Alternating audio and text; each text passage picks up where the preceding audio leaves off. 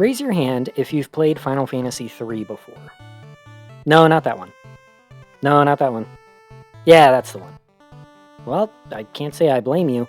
Out of all the numbered Final Fantasy titles, the third is the one that's remained the most obscure, with one of the most bafflingly scarce release histories of any game of its kind. I mean, a mainline entry in one of the most successful video game franchises should have seen countless re-releases. But FF3, in its original 2D form, remained the most elusive of them all. Why is that? Well, it may have something to do with the sheer size and scope of the Famicom original, which was one of the meatiest and most ambitious titles produced for the platform. Development on Final Fantasy III was once again led by Hironobu Sakaguchi, with Kenji Terada, Nobuo Uematsu, and Yoshitaka Amano returning to their roles as well. Game designer Hiromichi Tanaka returned from Final Fantasy II, but notably Akitoshi Kawazu did not. Apparently Square realized they were working with a madman and quarantined him to the Saga franchise for safety. Nasir Jabeli would lead the programming efforts once more, although this would be his last job with Square. During development, Jabeli's work visa would expire, and he would return to California. The rest of the work staff followed him with necessary materials to finish the game there. Final Fantasy III would be one of the biggest Famicom games created in terms of file size, requiring a 512KB cartridge, the second largest available for the console, and the game would be released on April 27, 1990. Final Fantasy III follows the story of 4 orphans from the town of who one day fall into a newly formed cave while investigating one of several earthquakes that have been ravaging the land as of late. Within, they discover the Crystal of Wind, which names them the Warriors of Light, and tasks them with saving their world of light from an incoming invasion of darkness. To do so, they must find the remaining 3 crystals, each of which will bestow their powers upon the youths as well. The mysterious villain Zand hopes to cover the world of light in darkness in an elaborate plan to grant himself eternal life. Eventually, our heroes dive into the world of darkness itself and find the Dark Crystals, and it is revealed that centuries ago, the Crystals of Light were misused and began to flood this world, and Warriors of Darkness were called upon to stop it. Now, as the Gulgan prophets predicted, the opposite is occurring, and both sides need to work together to keep the balance in check. It's an interesting angle for a fantasy story to take, to not present either force as being purely good or evil, but 2 sides of one coin that need to maintain a peaceful balance.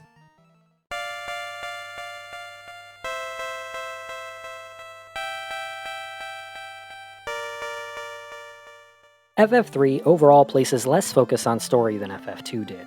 The player characters have no given names, backstories, or real personalities to speak of. They are blank slates, reacting to the story as it happens to them. The part of this story that always stuck out to me, though, was the villain, Zand. Zand was one of the 3 disciples of the great sage Noah.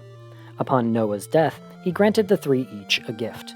To Doga, he gave power over all magic. To Une, he gave dominion over dreams. And to Zand, he gave the greatest gift of all, life. Or as Zand saw it, mortality. The promise that he would one day die. Much as casting pearls before swine, Zand failed to understand the value of the gift he was given, and instead held a grudge against his late mentor for what he saw as a death sentence. This grudge enveloped him like a poison, growing into a resentment for all mortals, as Zand desperately sought to escape his mortality and live forever. This resentment resulted in Zand being seduced by the promise of eternal life from a being known as the Cloud of Darkness, the true final villain of this tale. An otherworldly hive mind that only exists to drown both worlds of light and dark, and sentence all of existence to the void that remains. It was this cloud consciousness which manipulated the vulnerable and blinded Zand. There's always been something about this motivation that struck me on a philosophical level. Zand saw his gift as a curse, and resented his colleagues for what he misconstrued as favoritism. But Doga's power over magic forces him to live a life of complete solitude, away from those who may abuse those powers. And Une lies in a perpetual state of sleep in order to keep watch over the world of dreams. Zand was the only one allowed to live a normal life, and he failed to see the beauty in this.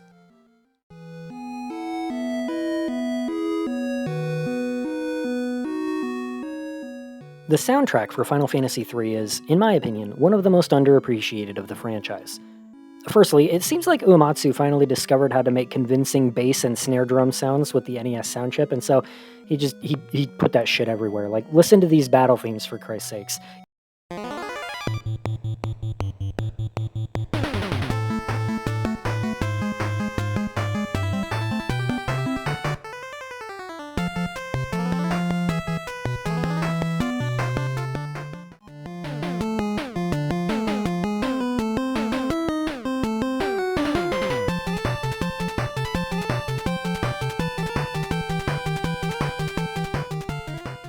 Even the victory fanfare sounds like someone tried to make a dance club remix of it.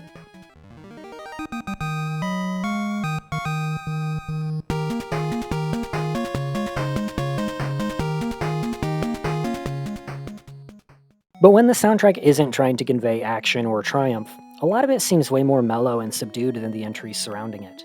It has one of my absolute favorite town themes in the series. It's absolutely beautiful.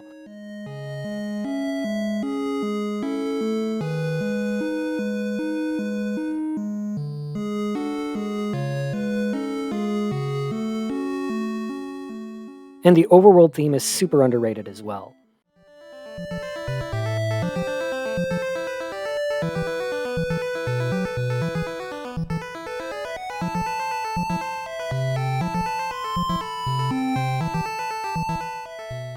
But I think the standout moment for this soundtrack happens about a third of the way in.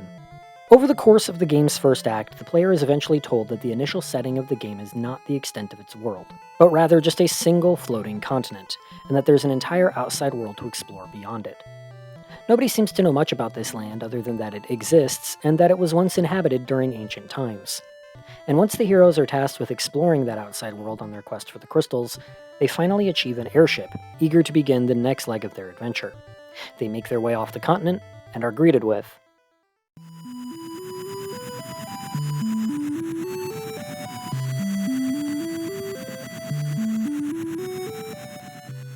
an empty, flooded world. A sea that seems to go on forever, with only the sound of your airship propellers as you search desperately for any sign of life or land. And accompanying this is a gorgeous but haunting melody that so captures the desolation of this moment. There's a whole world outside of the one you've come to know, and it's dead.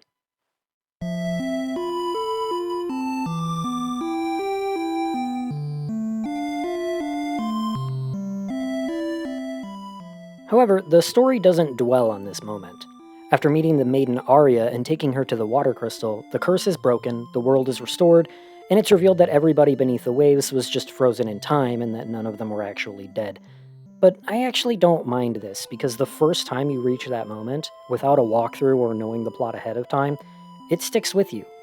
An absolute standout moment of this game, which frankly isn't talked about enough.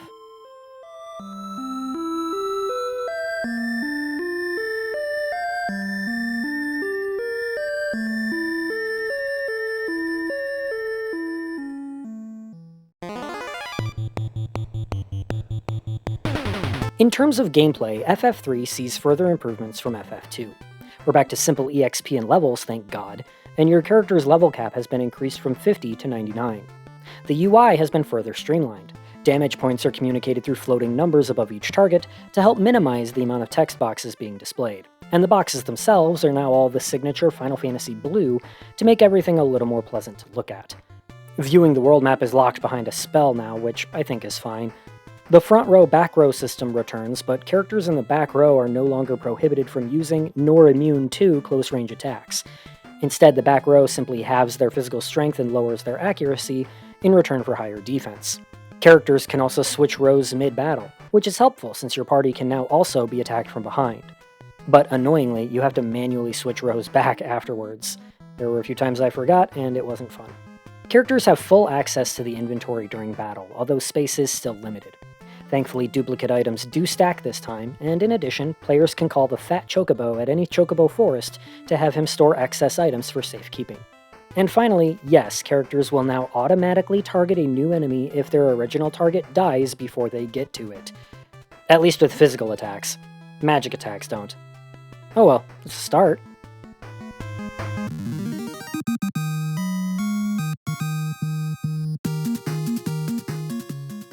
Speaking of magic, we're back to the Vancian system with this one. MP charges return, although much more generous this time since MP totals can now go well into the double digits. Magic is also the most versatile it's been yet. FF1's spells were locked. Each spell was either always single target or always multi-target. FF2 let you decide whether to target single enemies or entire parties, at the cost of the spell's total damage or effect being divided per target. FF3 takes this even further by letting you also target only specific groups of the same enemy if you so choose.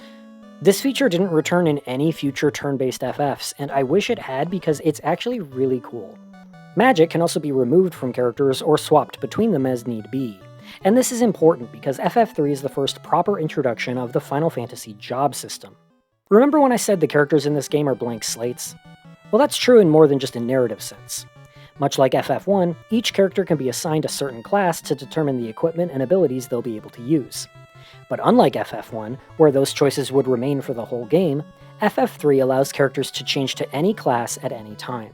The characters start the game as weak little onion knights, which is apparently a Japanese joke that doesn't translate well, but each time the characters locate another crystal, they're granted a new set of jobs, 23 in total, that they can then switch to at the cost of capacity points, which are gained after each battle.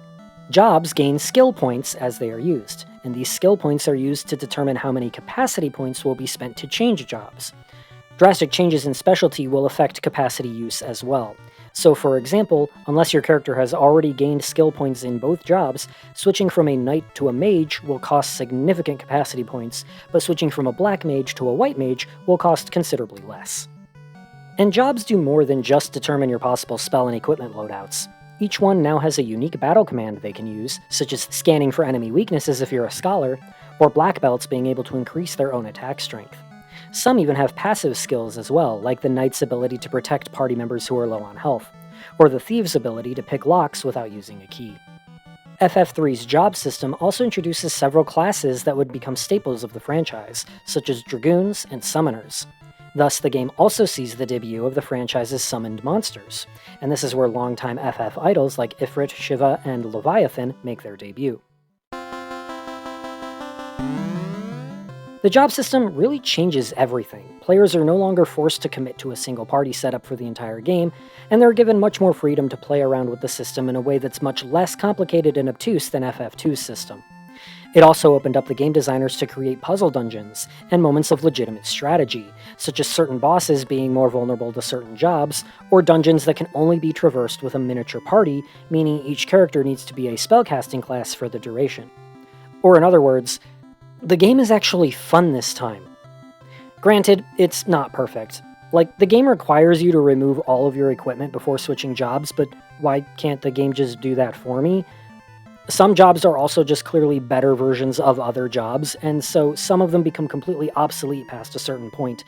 The Knight is just a better warrior, Black Belt is just a better monk, Magus is just a better black mage. You get the idea.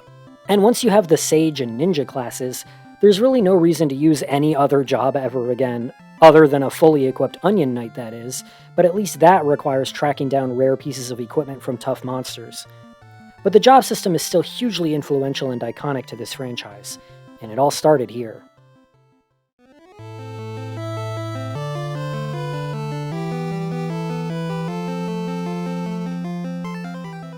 Compared to FF1 and 2, FF3's structure feels downright breakneck.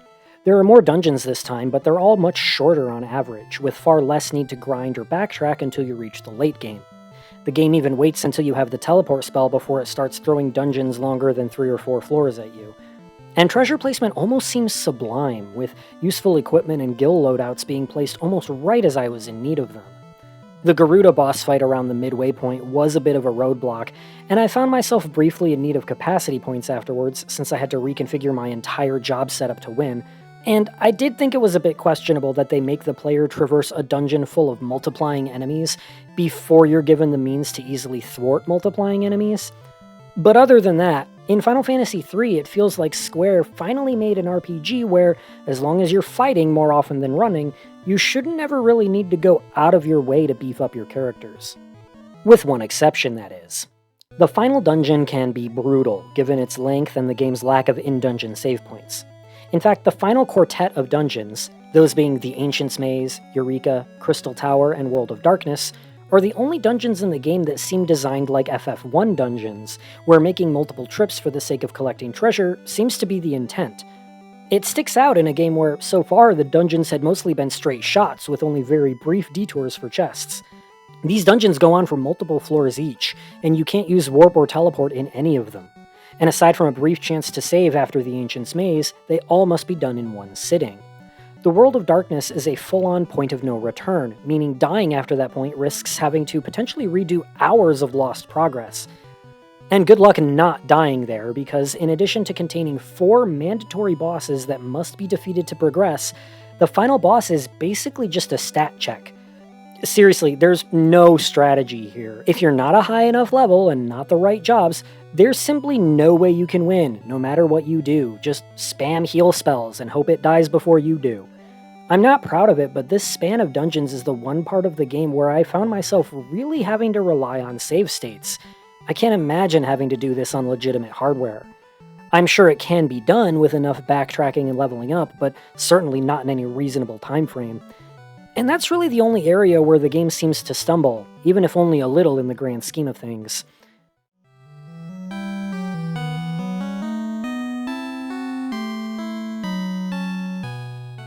And on the whole, after slogging through the first 2 games in this franchise, it's nice to finally have a Final Fantasy game that feels polished.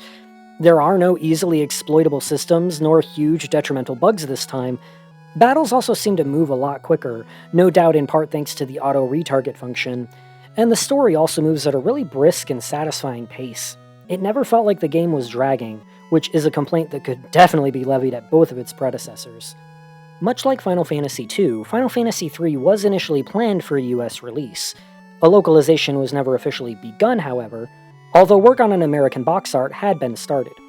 Again, much like with Final Fantasy II, Square and/or Nintendo of America decided that because of the late US release of Final Fantasy I and the nearly released Super Nintendo, they felt their efforts were better focused on developing and localizing Final Fantasy IV instead. Square themselves were so focused on this shift to a new console generation that they simply didn't have the manpower to devote to an English translation of FF3. Over the next decade and a half, FF1 and 2 would see countless re-releases, usually packaged together. FF4 would see a handful of ports as well, and FF5 and 6 would be re-released at least twice each. FF3, meanwhile, saw only one release during this time. The original release, on Famicom, in 1990. FF3 would not see localization in any country outside of Japan, and would see no ports or re-releases at all. FF1 and 2 received enhanced WonderSwan Color releases in 2000, and FF3 was planned for a similar treatment and given a 2001 release date. However, reports claim that Square had difficulty fitting the game's large file size onto a WonderSwan cartridge, especially in light of the visual upgrades they wanted to implement, and this version was quietly and unceremoniously cancelled. Final Fantasy IV would be ported to the WonderSwan in its place. The WonderSwan ports of FF1 and 2 would also be moved to the PlayStation with re-recorded music tracks and new CG cutscenes. And FF4 through 6 also saw similar PS1 releases. Again, FF3 was missing. The Finest Fantasy IV Advance series, the intent of which was stated to be to have all 6 2D Final Fantasy games released on the GBA, would also skip Final Fantasy III, for reasons never made entirely clear. No matter how many times Square set out to make the Final Fantasy backlog available on new consoles, FF3 was the entry that would inevitably be skipped over every time. There were no digital-only releases, no obscure limited edition PC releases, nothing. The game seemed almost cursed. Outside of unofficial fan translations or straight-up importing, there was no way to play FF3 outside of Japan for a whole 16 years. Speaking of fan translations, I'm playing an outdated one, and you can tell it was made in the late 90s. Characters are swearing any chance they get, and I'm pretty sure this word is considered a slur now? Gnome was right there, guys.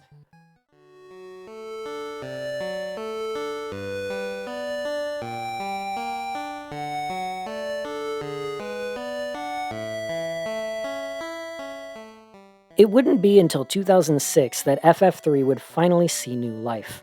A 3D remake of the game would be released for the Nintendo DS, with new characters, a fleshed-out story, and tweaked gameplay. As great as this was, it hardly counts as a release of the original game, or even an approximation of the original game. It's a remake. But for years, Square would present this 3D remake as the only version of Final Fantasy III available, with the PSP, iOS, and Steam releases all being based on the remake. Which, if you ask me, borders on revisionist history. The remake is still good, don't get me wrong, but this is not how the game originally looked or played. It wouldn't be until the Pixel Remaster releases that we would finally see a 2D version of FF3 released outside of the Famicom, over 30 years after its original release date. For a mainline entry in one of the biggest RPG franchises ever, that's absolutely insane to think about. Anyway, I've spent way too long talking about this, so let me wrap this up. Whereas with FF2 I said that its lack of an English release was probably for the best in the long run, FF3's case is a lot more unfortunate. It feels like we were genuinely robbed of a good game. Final Fantasy III is easily the best of the NES trilogy, combining all the best aspects of 1 and 2 with a brand new system that would become a defining feature of the franchise.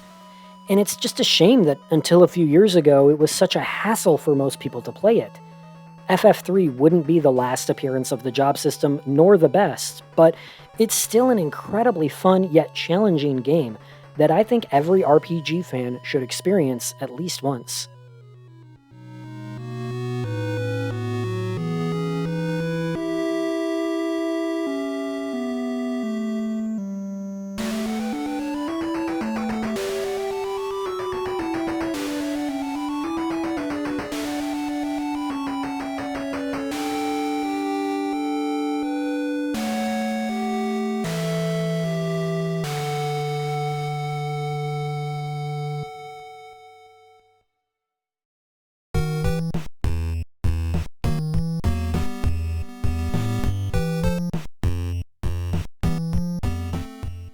Early Metal Gear games have an interesting release history. There was the original game on MSX2, which had a shoddy NES version developed by a separate team, and since the MSX2 wasn't released in America, that inferior NES port was the one that ended up selling better. That version also received Commodore 64 and MS-DOS ports on top of that. Because of the success of the NES version, that same development team was hired to make a new NES sequel specifically for Western markets. And that game, Snake's Revenge, was made without the involvement or even knowledge of Metal Gear's creator, Hideo Kojima. It was during a train ride on Kojima's morning commute that he ran into a junior developer that was working on Snake's Revenge, and when Kojima learned of this sequel, he was inspired to create his own. Reportedly, he drafted up a plot outline for a Metal Gear sequel on that very same train ride, and soon after convinced Konami to greenlight Metal Gear 2 Solid Snake for the MSX2. So yeah, the original Metal Gear had two separate versions that each had their own separate sequels, both titled as number 2, but telling completely different stories. Confused yet?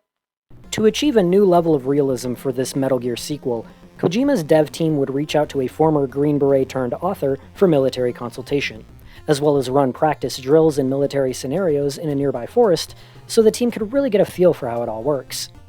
Kojima originally wanted the game to simply be titled Solid Snake after its main character, a la Indiana Jones. But Konami higher-ups insisted that it be plainly marketed as a sequel. One of the biggest priorities for the team was that the game include more story and cutscenes than the original, and the game ended up being delayed a few months so the team could upgrade from 2 megabits to 4 megabit cartridges to allow this to be possible, and the game would be released on July 20th, 1990.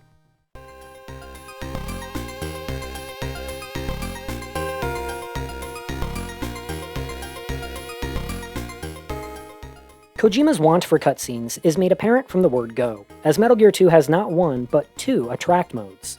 The first is an opening credits montage, and the second is a text narration that sets up the story's premise, and both of these are set to absolute banger music tracks, I might add. The game takes place in the nearby future of 1999, 4 years after the events of the first Metal Gear. With the first game, setting it a few years in the future was simply just a way for the developers to include fantasy future tech without it sticking out too much. But here it also serves the narrative in a grander sense. Metal Gear 2 acts as a response to and commentary on then-current political events of the 1980s. And since the Cold War still wasn't over yet in 1990, the game is written as though the war is still going on in 1999. Despite this, it's set in an almost utopian vision of the Cold War, where, even though both the Americans and Soviets are still constantly trying to assert dominance over each other, both sides have apparently agreed that nukes are a no-go, and true nuclear disarmament has become a reality. But the world is currently being plagued by a fuel shortage crisis, and the game's inciting incident occurs when Keo Marv, a Czech scientist who discovered a microbe capable of synthesizing high-grade petroleum, is kidnapped by a Central Asian military nation known as Zanzibarland. And this Zanzibarland has also been attacking and looting nuclear disposal sites in order to become the world's only nuclear superpower. Foxhound's current commander, Roy Campbell, pulls Solid Snake out of his retirement and sends him into action to retrieve Dr. Marv and disarm the terrorists. Along the way, he'll face off against a new model of Metal Gear and a returning big boss, as well as a few more unlikely enemies. Take my word for it when I say that Kojima really spared no expense on the story here. Characters have motivations and backstories, some of which are tied into military and political events they have no control over. The story recontextualizes everything the player does, and suddenly all the stealth gameplay has actual dramatic weight to it. You're not just moving from objective to objective, now your character has actual personal investment and stakes in what's happening. In terms of writing and tone, this is where you can see the defining features of future Metal Gear titles start to take form. Something interesting I've begun to notice about Metal Gear games over the years is that their scripts are written like visual novels or point-and-click games, but presented through an action lens. Metal Gear 2 was the game Kojima worked on immediately after finishing Snatcher, which was a full-fledged point-and-click game, and you can feel that genre's fingerprints throughout all of the classic Metal Gear titles from this point onward. Outside of the mandatory story sequences, characters are more than willing to offer lengthy, esoteric facts and tips about your current situation when asked, which isn't something you typically see in straight-up shooter games. That type of encyclopedic dialogue presented in a nebulous context is something even RPGs tend not to lean into too much. It's pretty much solely a thing in visual novels. But Metal Gear games offer that stuff completely unapologetically, and even though it's understandably more light here given the age of this game, this is really where that habit got its start. So even as far back as the late 80s, you can see Kojima's verbose yet ambitious script writing peeking through.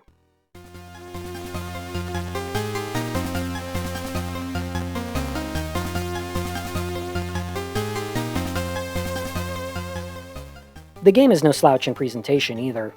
I always like to think of Metal Gear 2 as being the franchise's honorary 16-bit entry, because there are parts of this game where it's hard to believe the game is running on 8 bits, and on a console technically less advanced than the NES even. There is an incredible amount of detail and fidelity here considering the age of the tech it was built on. The game just looks fantastic. And musically it's fantastic as well. Metal Gear 2 has a striking voice that evokes the feelings of espionage and high-octane action where need be. Apparently, Kojima originally planned for the game to feature minimal music, so that the game could have guards trackable via sounds such as footsteps. But, I don't know man, I can't imagine a world where I play Metal Gear 2 and don't hear Both opening themes, those being Theme of Solid Snake and Zanzibar Breeze, are both incredible first impressions, with heavy bass and a sense of foreboding to them that really hype up the game before you've even started it up.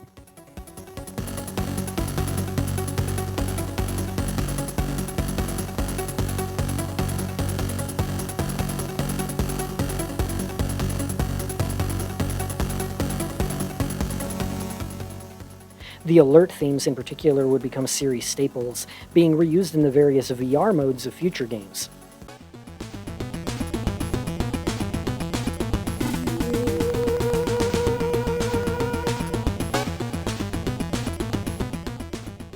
It's honestly one of my favorite 8-bit soundtracks of all time. And if you can get the right setup, you can even take advantage of the MSX2 having actual stereo audio for that sweet, sexy, dual speaker action. Look, it's hard to make 30-year-old tech sound impressive, okay? Look, just stereo audio was a big deal back then.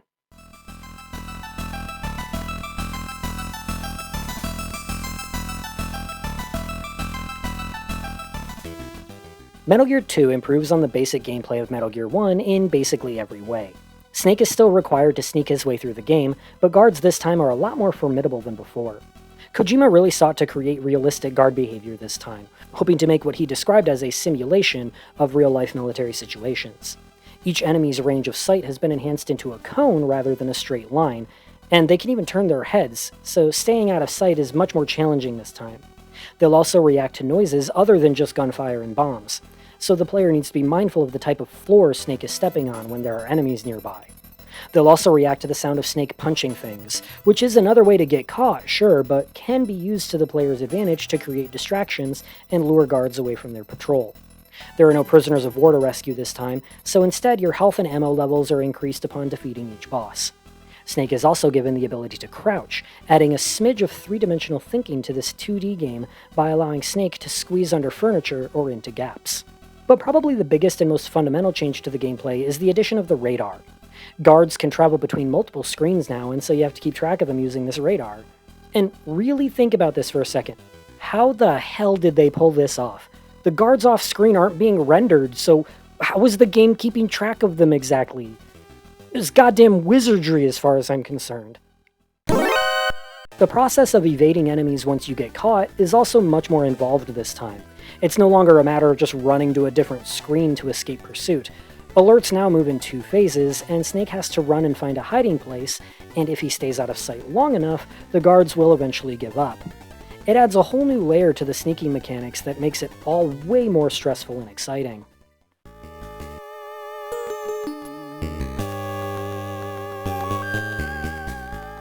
Unfortunately, it's not perfect. The game features copious amounts of backtracking. Basically, every time you find a new keycard, you have to go all the way back to where you started to gain some new item or weapon.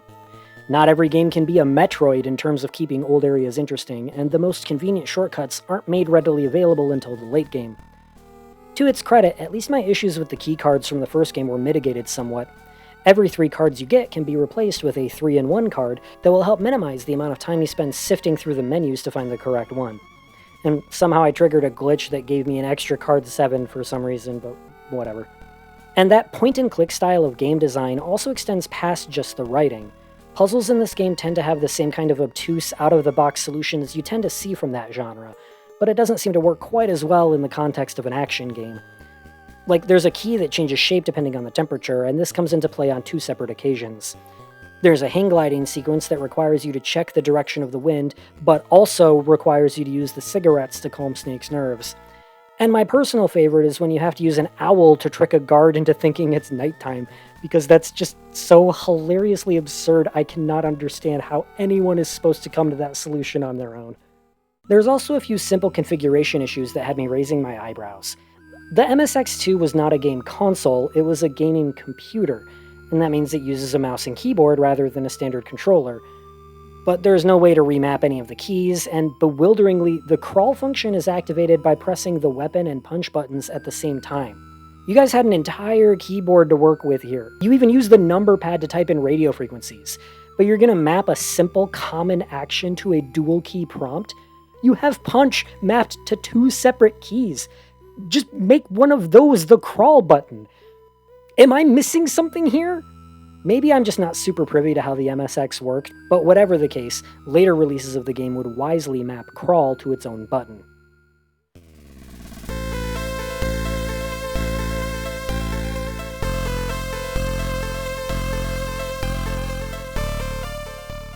Due to being released on the MSX, Metal Gear 2 would not be released outside of Japan. For Americans, Snake's Revenge was the only sequel to Metal Gear. That game was a sequel catered around the lesser NES version of that game, developed by a capable but noticeably less talented team, and featured several moments that go against the principles of stealth gameplay, notably side-scrolling segments that make any sneaking practically impossible.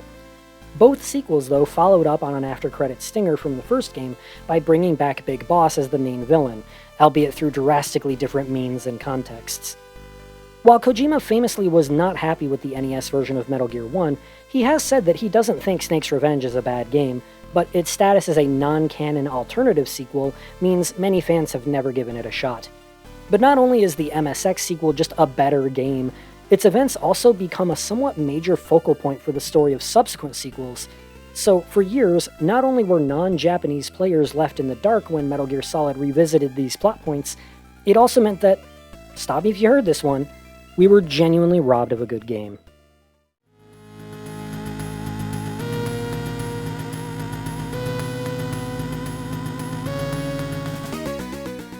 Metal Gear 2 would finally be released in English in 2005 as part of the Metal Gear Solid 3 Subsistence release, and this has been included in most versions of MGS3 that followed, meaning this game has actually been readily available now for quite some time. Coincidentally, this 15-year gap was around the same amount of time it took for Final Fantasy III to finally be re-released. I love it when my chronological list of video games just coincidentally offers a good chance to tie a theme into these videos. But unlike the 3D remake of FF3, the new releases of Metal Gear 2 are not remakes, they're pretty much just straight up ports, just with a few notable changes. These were based on an earlier Japanese mobile phone port, which saw minor quality of life and performance improvements, such as the game and menus just generally moving a bit quicker, and a lot of slowdown being fixed. Most notable is that all the character portraits were updated. The original game very blatantly used real-life actors as reference for its character portraits, such as Mel Gibson for Snake and Sean Connery for Big Boss. The new version changed all these portraits, partly to retroactively bring this older game in line aesthetically with the style of the later games, but also likely because it might open them up to lawsuits for using actor likenesses without permission. Yeah, the thing about being an obscure release on a Japan-only console is that you can fly under the radar with this kind of stuff, but now that Metal Gear is a major franchise? Nuh-uh. Me, I just think it's funny that Natasha is perpetually rolling her eyes. She's laying here literally dying, and her face is just like, ugh, what a waste of my Saturday. And Snake looks like he's afraid of his radio antenna. They also changed the names of some characters and most of the bosses for some reason. Like, what's the point of changing Josef Norden to Johan Jacobsen? I can kind of understand why they would want to change Natasha's name, because later games have a character named Nastasha, but like, how many Jacks do we have in this franchise now? How many Snakes, for that matter? Whatever.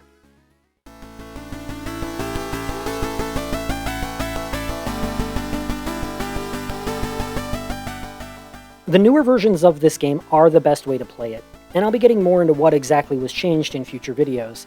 But let me say this. You're getting more or less the same experience no matter what. It's just up to you whether the graphical changes bother you, and I only really went out of my way to emulate the original release because I like my footage in these videos to be as faithful to the original release as possible.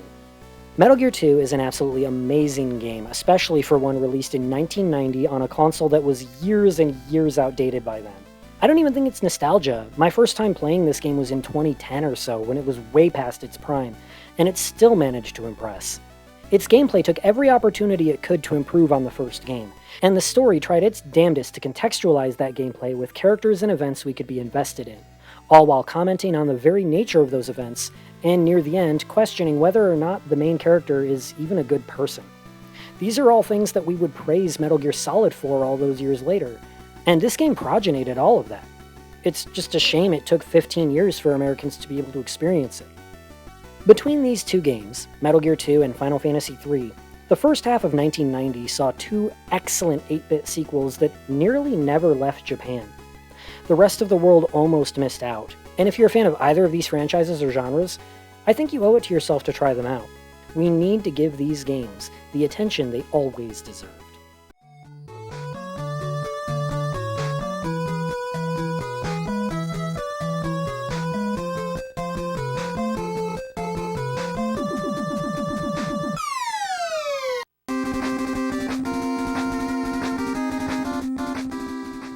As a creator, what do you do after you've made your greatest work? There's nowhere to go but down, right? That's certainly what a lot of people would say when you talk to them about the Mega Man franchise. Mega Man 2 was the most popular game in the series, and many would say it was the best. Mega Man is one of the IPs you commonly hear peaked early. It all went bad after 2, they say. I'm here to tell you, that's a giant load of crap.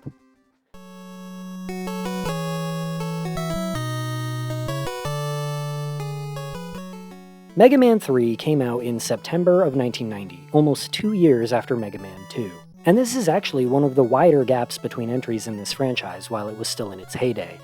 It's easy to forget given the way Capcom tends to treat the Blue Bomber these days, but Mega Man was once a yearly franchise, and yearly franchises do have a reputation for being, let's say, samey. So one would hope the extra dev time on this entry would result in a more refined game, right? I definitely spoke of Mega Man 2 with a lot of admiration, but I also had my qualms for sure. After playing Mega Man 3, I can say that overall, this experience left me feeling a lot less conflicted. So what's changed this time? Well, for starters, the story for Mega Man 3 is more developed than the first two games. And by that I mean there's actually a story at all. A few months after the events of Mega Man 2, Dr. Wily claims to have reformed and is now working with Dr. Light on a new massive peacekeeping robot named Gamma. To power Gamma, 8 energy elements are needed, each one scattered on a distant, uncharted planet. To acquire these elements, the two doctors work together and create 8 new robot masters: Magnet Man, Hard Man, Top Man, Shadow Man, Spark Man, Snake Man, Gemini Man, and Needle Man. As the robot masters gather the elements, they end up going berserk, requiring Mega Man and his new companion, Rush, to head out to stop them and get the elements back, both aided and challenged by the mysterious Breakman. Of course, you wouldn't know any of this from playing the game itself, and while it was still pretty standard procedure to have the game's story premise only be outlined in the manual back then, Mega Man 3 lacks any intro cinematic, or even an attract mode. I sat on this title screen for like a full 3 minutes before I realized nothing was going to happen. No story actually takes place in the game itself until you defeat the initial 8 Robot Masters, at which point Mega Man 3 actually breaks formula from the previous 2 games and offers more stages with returning Mega Man 2 bosses before moving on to Wily's castle as per usual. Oh yeah, Wily was just pretending to be a good guy, by the way. I'm sure you're shocked and dismayed by the revelation. Appalled. Confounded. Downright perturbed. Mega Man 3 would also see the introduction of a new major character. Just before development on Mega Man 3 began, designer Akira Kitamura would leave Capcom. But before doing so, the crew asked him if he had any new ideas for the next Mega Man game. Kitamura would propose the idea of a prototype version of Mega Man, leading to Proto Man, the secret identity of Mega Man 3's mysterious Breakman. Keiji Inafune would be the one to come up with the finalized design for the character, and he based Proto Man off of various animes he liked, with the main goal to make him look tougher than Mega Man. And I also have to imagine there was at least some Kamen Rider influence thrown in there too. The de facto older brother to Mega Man in role, Proto Man was the first creation of Dr. Light in his attempts at creating self-aware robots. And while that was a success, his solar reactor ended up faulty and would eventually cease to function. Fearing that having his reactor repaired would alter his personality, Proto Man fled from Dr. Light as far as he could. But his reactor would eventually wear out, and he would be found by Dr. Wily, who repaired and upgraded him, as well as gave him a sick visor and shield to hide his true identity. Of course, Wily also took this opportunity to reverse engineer Proto Man, and learn quite a lot about Dr. Light's methods. Knowledge he would use to create the Sniper Joe enemies we've been seeing throughout these games, a fact that Proto Man absolutely hates. Add the fact that he's always preceded by his iconic whistle, and I think that the goal of making a cooler Mega Man was reached.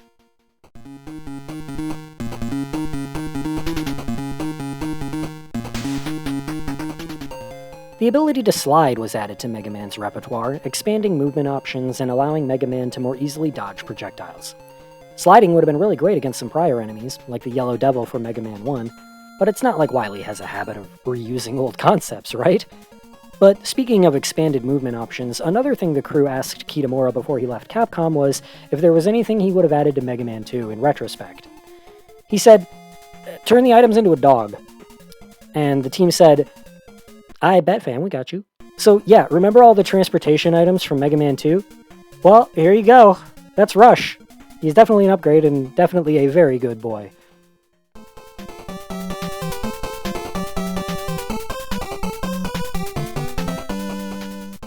As opposed to the continuous weapon loop in Mega Man 1, and the web branching from the metal blades outward in Mega Man 2, Mega Man 3 has 2 distinct weapon loops, being the only game in the classic series to do this. Magnet Man is typically the best one to start with, then you move on to Hard Man, Top Man, Shadow Man, and Spark Man. The rest follow the loop of Snake Man, Gemini Man, and Needle Man in that order. And I've heard a lot of people say that the weapons in Mega Man 3 are all downgrades from 2's weapons across the board, but I can't say I agree. Mega Man 3's weapons are all, on the whole, less useful than 2's, sure, but that's just because they've actually been balanced this time? You can't just spam metal blades for the whole game, oh no. I'll concede that Hard Knuckle is just a worse Crash Bomb and that Spark Shock is a bit lacking. I personally would have replaced it with a Leaf Shield variant somehow, but the rest are all pretty grand. Gemini Laser bounces off of walls, but with the caveat that you can't fire a second shot until the first one is gone. Needle Cannon fires rapidly and through walls, Magnet Missiles can home in on enemies above and below you, and Search Snakes can travel along walls and ceilings. Top Spin is commonly derided as the worst weapon in the classic series, but in truth it's actually just very technical. It requires a high level of proficiency to use correctly without taking damage or wasting ammo, but once it's been mastered, it can be one of your most effective means of attack. But most of all, Shadow Blades are what the Metal Blades always should have been. They're still very light on ammo consumption, but they now can only travel a fixed distance, can only be fired in 5 directions and one at a time, and can only travel through certain types of walls. They serve roughly the same utility as metal blades, but without being nearly as easy to abuse, and call me crazy, I think that's an improvement.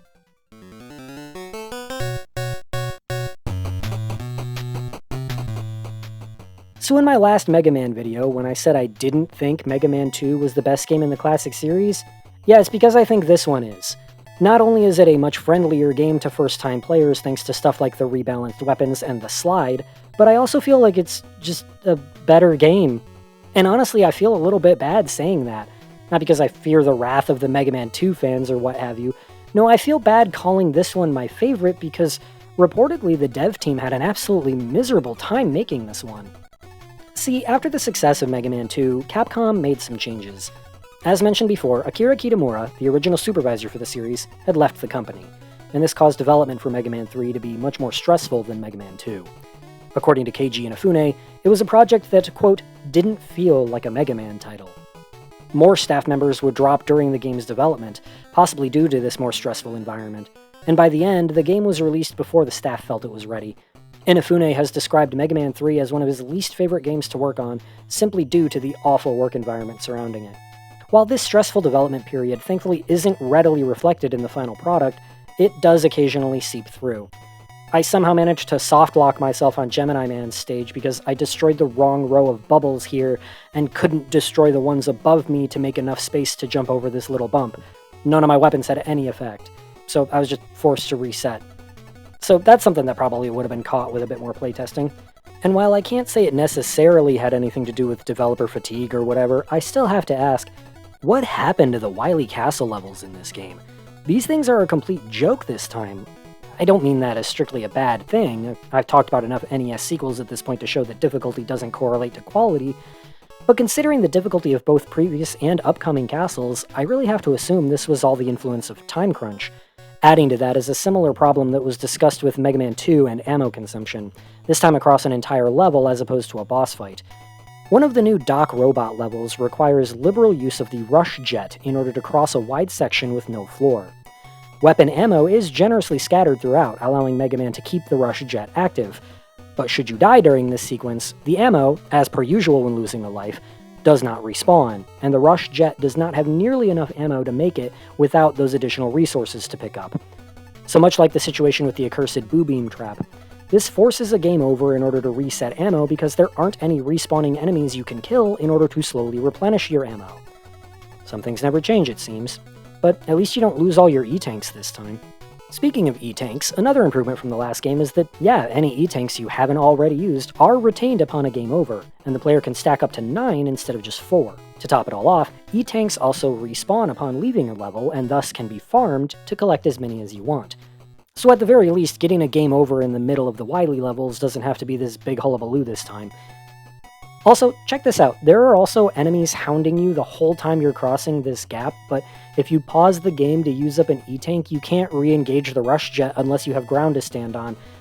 I realized immediately after opening the menu what I had just done, and I could only watch helplessly as I resigned myself to the consequences of my own actions, falling to my death. Lovely.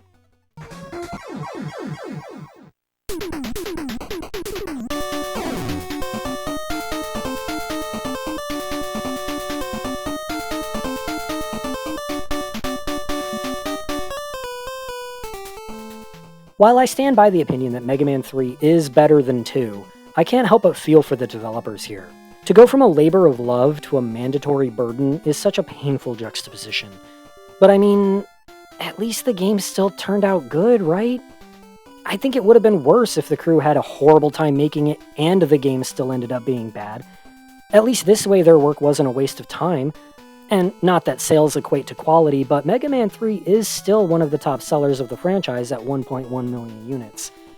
I am curious how it would have turned out had the team had more time and, frankly, more encouragement while working on Mega Man 3, but the end result is still my personal favorite of the classic series, and it made significant contributions to the franchise as a whole. And honestly, all of the Mega Man games at this point have had significant issues of some sort, proving that the series is at least consistent, if nothing else. So no, it didn't all go bad after Mega Man 2. It all went bad after this one. In late 1988, Sega launched their new console, the Mega Drive, released as the Genesis in the US. A state-of-the-art machine that boasted 16-bit graphics, a more diverse color palette, and speedier processor than the systems currently available on the market. Around the same time, Hudson's PC Engine, aka TurboGrafx 16, would come out and show off similar features. Meanwhile, Nintendo was still dragging their feet with their 8-bit NES. It's understandable why Nintendo was a bit hesitant to kill the golden goose that was the NES. The console had single-handedly carried the company as a titan of the industry since its release. But Nintendo knew they would eventually need to catch up, especially as the Genesis started to close the gap between Sega and Nintendo in the West. The Super Famicom, or Super NES as it would be called outside of Japan, was at one point meant to truly live up to that name. Backwards compatibility with Famicom and NES games was planned as a basic feature, with 2 cartridge slots to accommodate for this. In fact, an entire layer of the Super NES architecture devoted to running NES games still exists in some form within the final product, although the feature would go unused. This was likely done to keep the console as affordable as possible. Even to this day, Nintendo has never been the type to prioritize fancy specs and snazzy features over general accessibility and affordability. So when the Super NES launched in November of 1990, the new machine would have to move on from the company's gigantic backlog of already successful games and somehow convince all of us that it could stand on its own with a brand new library of top-of-the-line 16-bit games. Fortunately for Nintendo, they apparently didn't need to do a lot of convincing. The initial shipment of 300,000 SNES units sold out within hours, re-establishing Nintendo as the lead company in video gaming. While the console would see 5 total games at launch once it was released in America the next year, the Japanese Super Famicom originally only launched with 2 games, Super Mario World and F-Zero.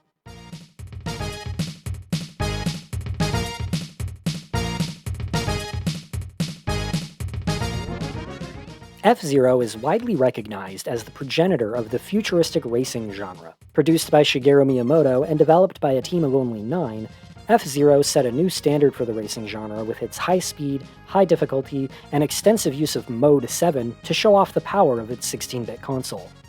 Mode 7 was Nintendo's big claim to fame with the SNES, and put simply, it's a special effects chip that allows for manipulation of the last background layer of the console's infrastructure, Layer 7, hence the name, using different means of scaling or rotating. The most recognizable effect of Mode 7 was mapping flat images onto a horizontal plane to create the illusion of 3 dimensions using an, in truth, still 2D image. This image can then be quickly rotated and tilted to give the visual impression of a horizon, making it perfect for the racing genre. Set in the year 2560, F-Zero is the brainchild of several bored multi-billionaires who wanted a new form of entertainment. Based on Formula 1 races with much more advanced technology, the F-Zero machines use anti-gravity tech to hover about a foot off the track. This combination of F1 racing and zero gravity is what gives the sport its name, F-Zero. This anti-gravity tech allows for race courses that more resemble roller coaster tracks. F-Zero machines are said to be able to effortlessly break the speed of sound, but in this entry seem to in fact max out around only 500 kilometers an hour. These factors culminated in a high-stakes way for billionaires to gamble and for racers to earn their fortunes. And while later games would greatly expand the roster of racers, the original game only had 4. The poster boy, Captain Falcon, in the Blue Falcon, Dr. Stewart in the Golden Fox, Pico in the Wild Goose, and Samurai Goro in the Fire Stingray.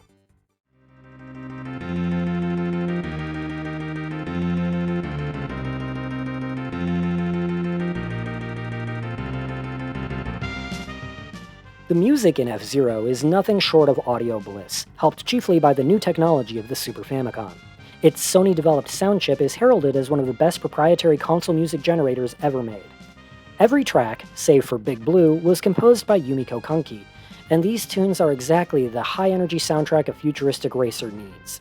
Mute City is a jazzy blast, and Big Blue is bombastic as hell, and while these 2 are the most iconic tracks in the series overall, the rest of the songs have their own distinct feel and charm. Deathwind evokes its name perfectly with foreboding, aberrant tones. And for being on a completely desolate planet, Silence is shockingly upbeat and gives a disco vibe of all things.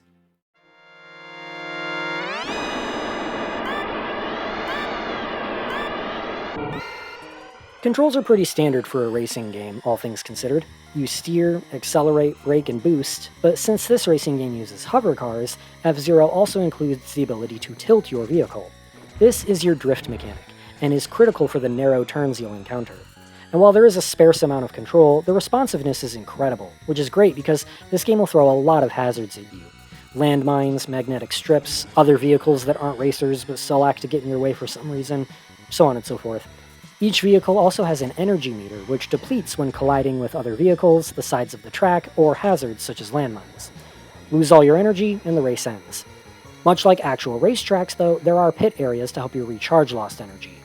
Racers also receive a 4-second speed boost upon completing each lap, of which 3 can be stockpiled at a time. Each race is a 5-lap course in which the player must complete their lap while placing a minimum spot in the race, or else they are disqualified, with the required placement becoming stricter with each lap. If the player can't finish the race in at least 3rd place, they lose.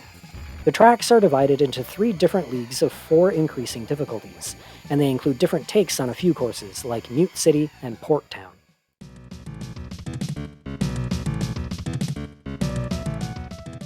So, this game is pretty hard, bordering on unfair in all honesty. Super Mario Kart is more frustrating overall thanks to the addition of items and more general chaos, but the rest of the unfair racing gimmicks kinda started with F-Zero. The AI will hunt you down with impunity and will always be just behind you should you manage to pass them. You will never lap these guys, not even if you save up and chain your speed boosts. And whenever an AI-controlled vehicle hits you, their speed loss is laughable, but you become a pinball with an abrupt loss of control, which can send you into another hazard or off the course entirely. While the game does give you a few extra lives with which to retry courses, don't expect to master these courses on the first try, especially on the higher difficulties.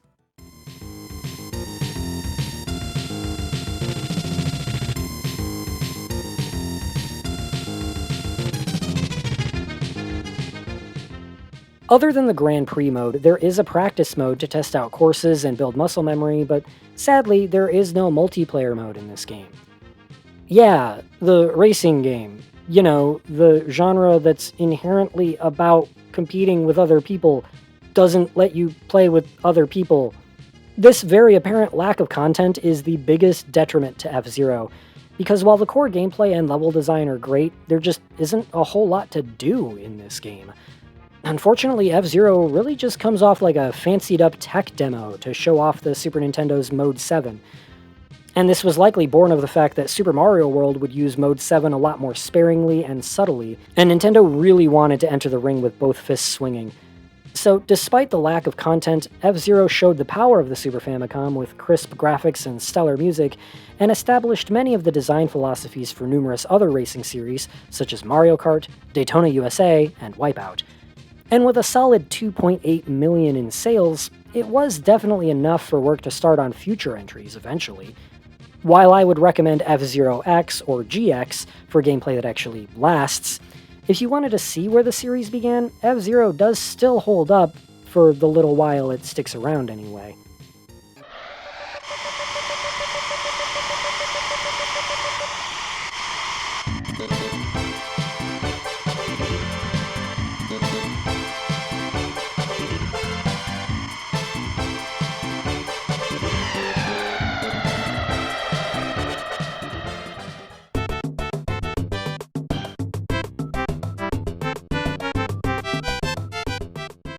The now-established trio of Shigeru Miyamoto, Takashi Tezuka, and Koji Kondo returned with others from Mario 3 to bring Mario to the 16-bit era, with what seemed like, at the time, no restrictions on mechanics or graphics.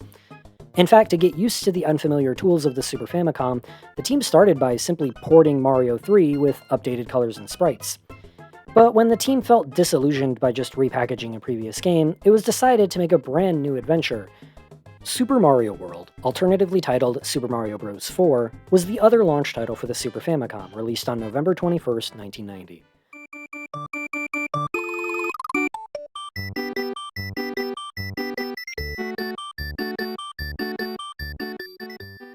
As with most games of the era, the story's premise is only found in the instruction manual, but Mario World is naturally a direct sequel to Mario 3, with Mario, Luigi, and Princess Peach on vacation after saving the Mushroom Kingdom.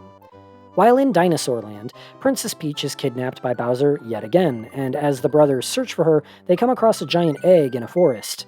It hatches, revealing Yoshi, who somehow knows that Bowser and the Koopalings have captured all of his friends. I guess the egg was more of a cage than like a literal egg. The trio then rushes across Dinosaur Land's 7 initial worlds, beating the Koopalings and eventually Bowser himself to save all the kidnapped Yoshis and Princess Peach.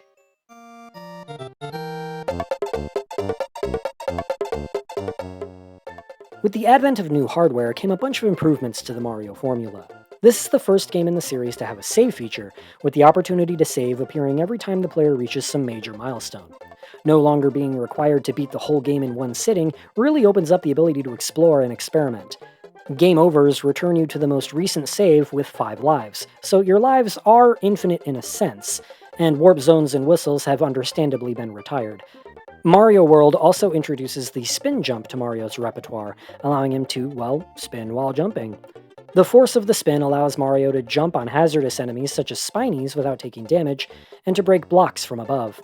But it also amplifies other power-ups. Having a Fire Flower active causes Mario to hurl fireballs in both directions, and having a Cape Feather active gives Mario the Cape Spin for some extra reach. In contrast to how Mario 3 allowed you to store a horde of power-ups, World instead keeps only your most recently acquired power-up in a box at the top of the screen. This item can be used manually at any time during a level by pressing Select, or is used automatically whenever Mario takes damage. A good handful of the power-ups from Mario 3 didn't make the cut this time, such as the frog and hammer suits, but there are some new tools in exchange.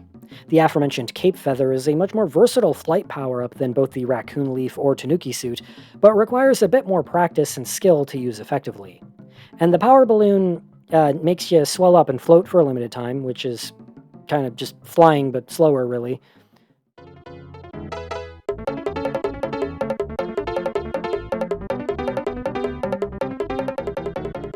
Most notably, though, Mario World also gave us Yoshi, arguably the biggest impact the game had on the franchise, and that's saying something. Presumably inspired by Miyamoto's love of horseback riding, the idea of Mario having a reptilian steed was originally pitched for the first Super Mario Bros., but the limited tech of the Famicom meant the team was unable to have Yoshi act the way Miyamoto wanted. So Nintendo sat on the idea of a dinosaur companion for the time being, until it was decided that Super Mario World would take place in Dinosaur Land. And with that as the backdrop, Tezuka pushed to make this potential partner a reality. At first conceptualized as a crocodile, Yoshi was redesigned to be cuter to better fit into the Mario world. Much like a horse, Yoshi can be ridden for easier movement, but also an extra hit point, and Mario's most infamous betrayal. Discarded at the goal. Turns out that Mario is an asshole. But that's not all. Much like a frog or chameleon, Yoshi can also use his tongue to grab enemies and pop them in his mouth. Most enemies will just be swallowed whole, but Koopa shells in particular grant Yoshi different effects depending on their color. Red shells let Yoshi spit fireballs, yellow shells let Yoshi create damaging bursts of sand whenever he lands, and blue shells give Yoshi wings, adding a third flight power-up to this game. And this one is the most useful of them all. Red, yellow, and blue Yoshis found in the bonus Star World levels have these abilities innately, and are still granted other abilities from each shell. For example, a red Yoshi eating a blue shell will be able to spit fire and fly. Flashing shells grant all abilities to any Yoshi, but green shells give no extra abilities, and instead are just simply thrown along the ground like Mario normally would.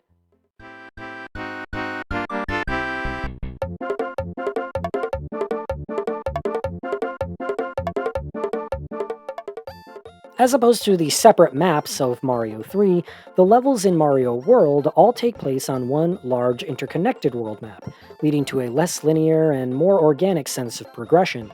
The worlds themselves feel more natural than Mario 3 as well, opting for fun food-based names for your typical level inspirations like Grassland, Cave, Mountain, and Haunted Forest.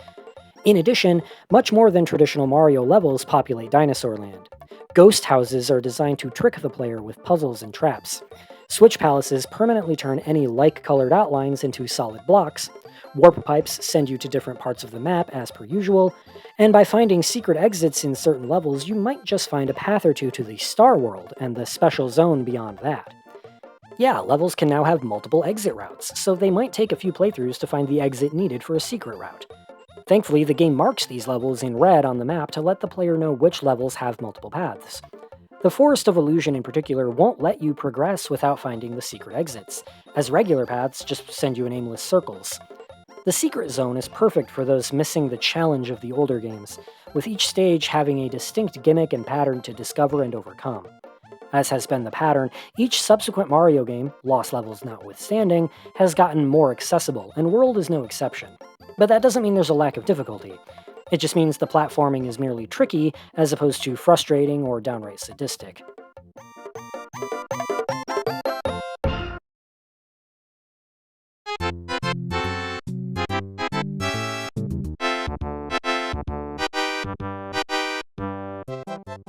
It shouldn't come as a shock to anyone to hear me say that Super Mario World is the most iconic game of the Super NES.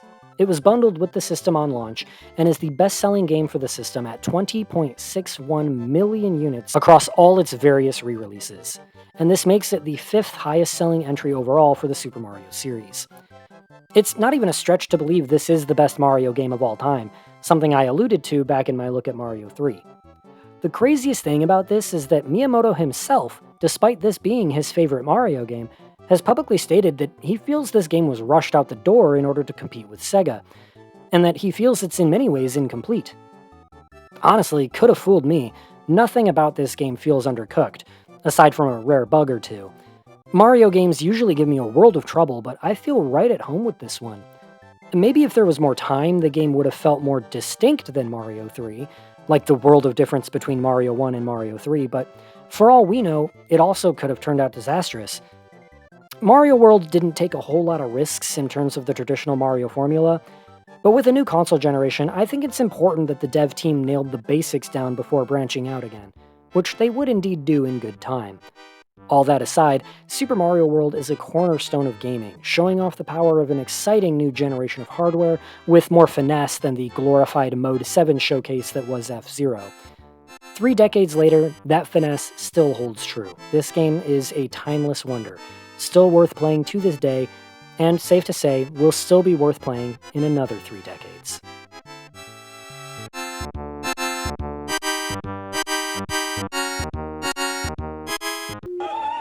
So today, we're gonna take a look at Battletoads. Throughout the 1980s, Nintendo dominated the video game industry, in case you couldn't tell by the prior videos in the series covering mostly Nintendo games. At the beginning of 1990, they held 90% of the American market share for video games. There was no competition. The NES had saved video games from irrelevance in the West, and as far as anyone was concerned, they were the top of the industry, with nobody in second place. But while Nintendo claimed domain over American living rooms, another company held sway over the classic arcades: Sega. The Hawaii-formed company began as Service Games, a pinball machine manufacturer during World War II, and this had extended to arcade video game cabinets as the decades passed. But Sega had also tried their hand at the home video game market, with consoles such as the SG-1000 and the Master System. Even still, there was no topping Nintendo. 16-bit arcade graphics. In 1988, Sega launched its first 16-bit console, the Mega Drive, known as the Genesis in North America. This console launched a full 2 years ahead of Nintendo's Super NES, and in that time, the Genesis was beginning to take more and more of Nintendo's market share. Games such as Phantasy Star were somewhat modest successes, and the Genesis was also known for its strong sports game lineup. And as Nintendo continued to drag their feet on creating a successor to the NES, Sega began to feel like they needed a game that could represent the backbone of their company. Until the 90s, the closest thing Sega had to an official mascot was Alex Kidd. The first Alex Kidd game actually began development as a tie-in game for the Dragon Ball franchise, but when licensing rights fell through, it was reworked to be a more generic Journey to the West adaptation instead, this being the folktale Dragon Ball originally took inspiration from to begin with. But as Alex Kidd saw a few more sequels and found somewhat of an identity of his own, it became clear that he didn't have what it takes to go toe-to-toe with Mario. Sega needed a fresh take on a mascot. They needed something that could shake up the industry. They needed their first million seller, something that could be a phenomenon. They needed their own Mario killer. In late 1989, Sega began running an internal contest for employees to submit ideas for a new mascot character. Of these early ideas, favorites included an armadillo that could attack by rolling into a ball, a rabbit that could extend its ears to grab items, and a bulldog with blue jeans and sunglasses. Character designer Naoto Oshima, during a business trip in New York, took to the streets with mock-ups of these character designs, showing various passerby the drawings and asking which one most appealed to them. While there were quite a few fans of the bulldog, there were two clear winners in this impromptu poll: a rotund, mustachioed man wearing pajamas, and the winner, by a very clear margin, a spiky little critter known then only as Mr. Hedgehog. Sega of Japan higher-ups agreed that the Hedgehog character was their best bet, and a team of 15 from Sega's AM2 division would be chosen to lead development on the game that would be the character's official debut. Of this 15-man team, 3 would lead the charge. The aforementioned Naoto Oshima would design the characters, Hirokazu Yasuhara would map out the levels, and now convicted criminal and all-around petty asshole Yuji Naka would be lead programmer. The character's finalized design would take inspiration from classic cartoon characters like Mickey Mouse and Felix the Cat, with shoes and personality inspired by Michael Jackson and, Bill Clinton. Yeah. It was decided that the character would be colored blue to match Sega's logo, and his shoes were made red and white to evoke the same colors as the most famous person in the world, Santa Claus. And this also coincidentally resulted in the character having the same 3 colors as the American flag, red, white, and blue. As far as Sega Japan were concerned, if this game could be popular in America, that popularity would spread throughout the rest of the world. To act as the arch-villain to our hero, Oshima would also redesign the well-received mustachioed character into an evil scientist to act as the foil to our spiky protagonist.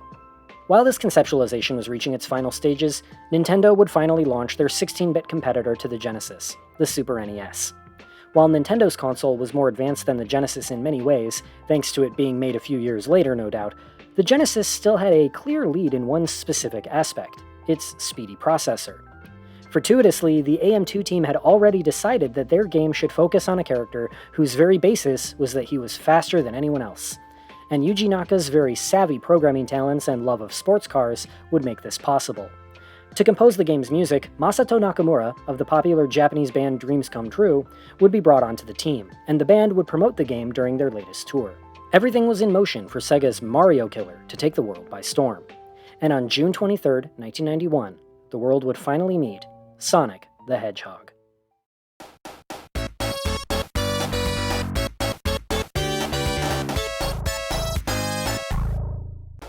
Wait, hold on, sorry.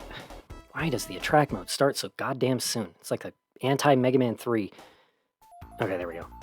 Sonic the Hedgehog follows the eponymous hero as he ventures to rescue the idyllic South Island from the industrializing hand of the evil Dr. Robotnik, otherwise known as Eggman, who's using helpless animals to power his robots while he searches for the mysterious Chaos Emeralds, which are said to hold great power.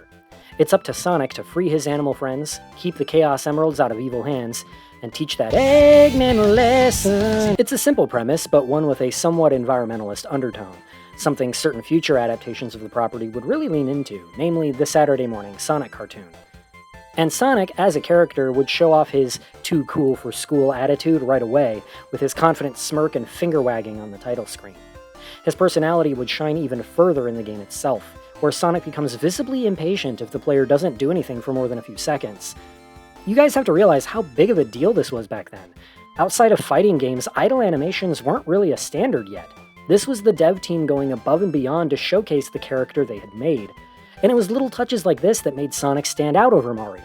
He felt like an actual character, as opposed to just a vehicle through which we play the game. And this was a massive aspect of the game's appeal. As a game itself, Sonic is a platformer much like Mario, following a structure similar to Mario 1 in particular, with a preset order of levels the player must beat, each with 3 acts and a boss battle.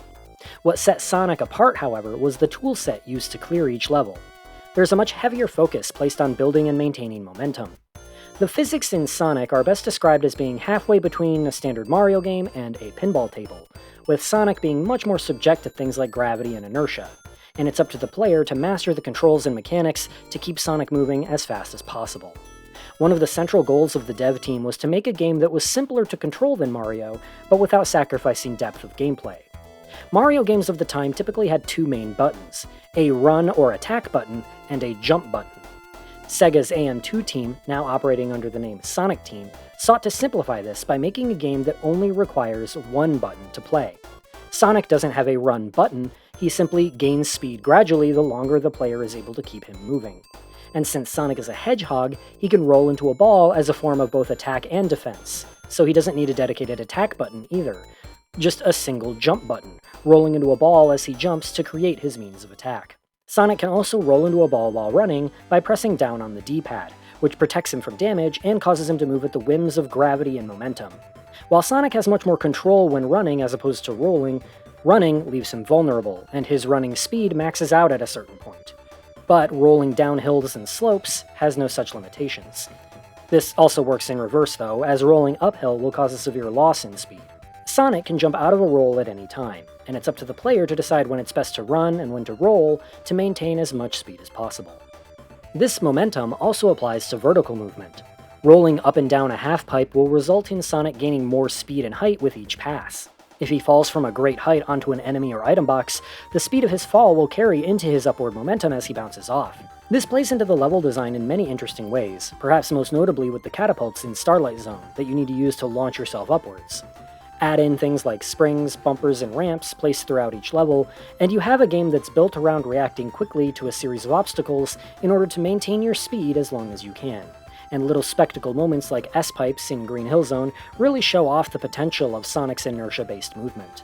And of course, we have the signature loop-de-loops, serving as both a test of Sonic's capabilities and a rewarding moment of snazzy spectacle. All of this was pretty revolutionary stuff for games at the time. Even the greatest Mario games were largely just flat sequences of platforms with very sparse occasional amounts of slopes and verticality. But in Sonic, everything is designed so that the player can go up and down and all around, and even the so-called flat ground has bumps and grooves, always serving as a way to both challenge and showcase Sonic's main gimmick. Drops that would have been instant death pits in a Mario game simply take the player to a slower alternate route instead.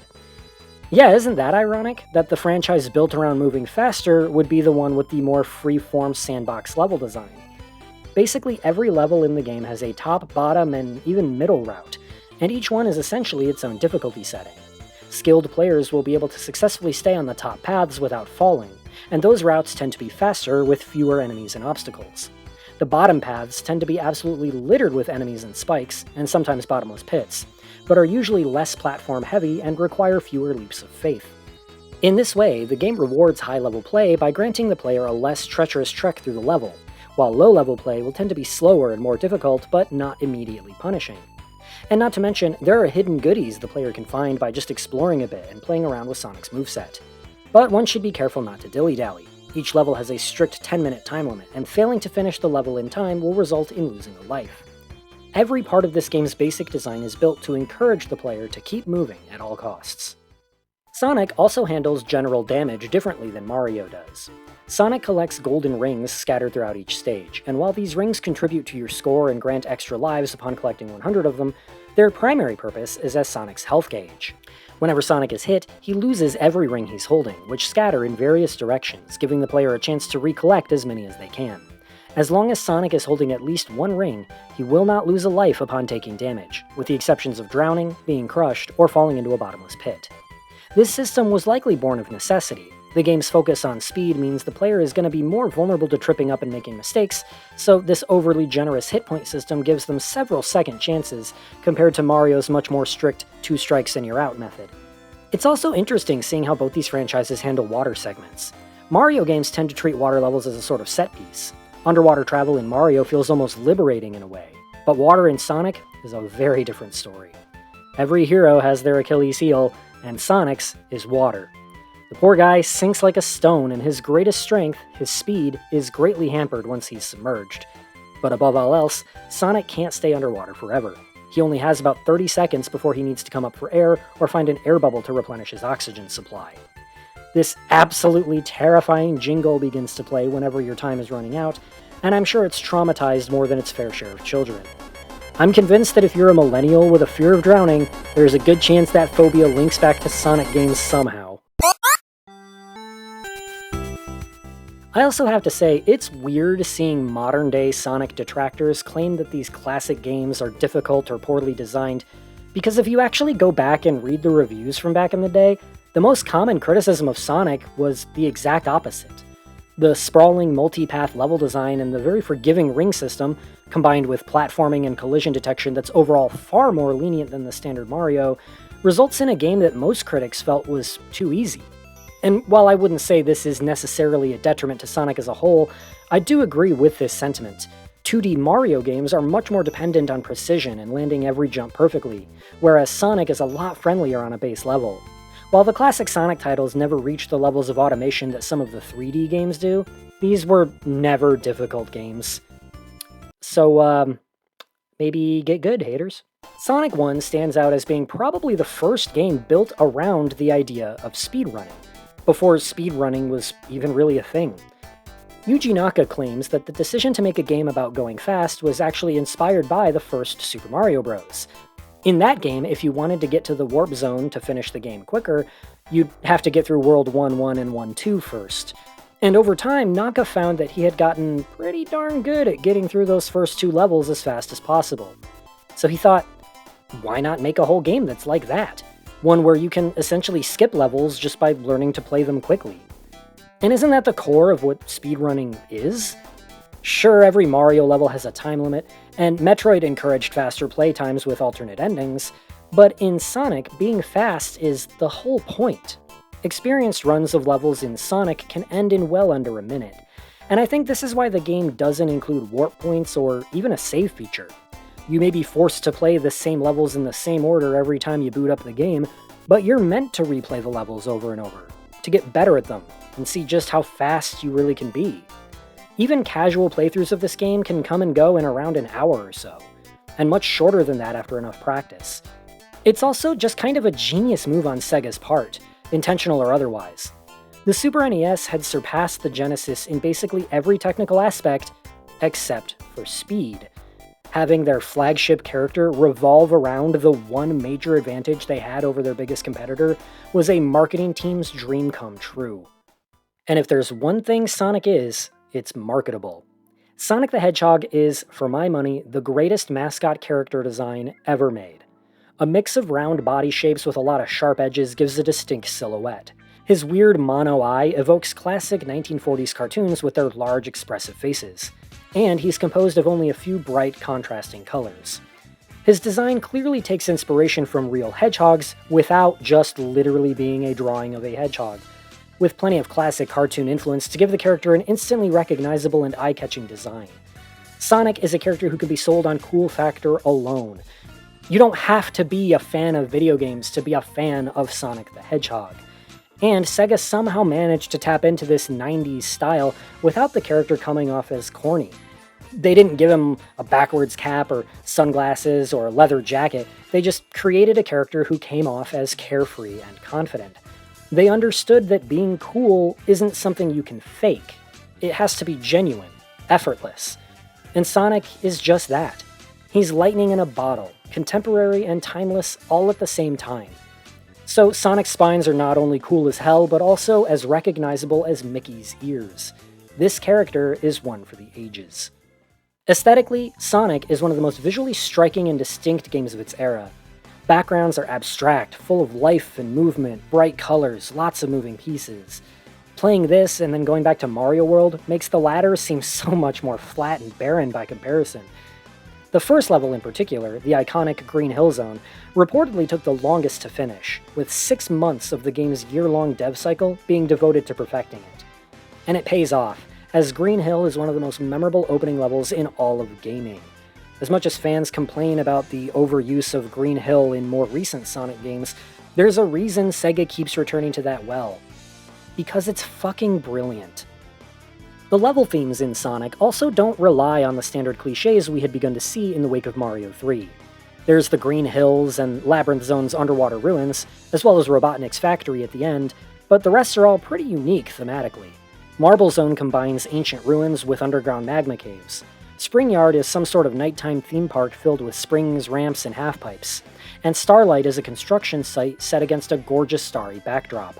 And the music in Sonic needs no introduction. Masato Nakamura would bring his A-game to this project, creating catchy and timeless pieces unique to each stage. He's even said in interviews that he specifically set out to give Sonic a cinematic sound. Mario games tended to cycle through the same handful of tracks over and over, but Sonic made sure each new zone had its own music, something popular platformers to come would learn from.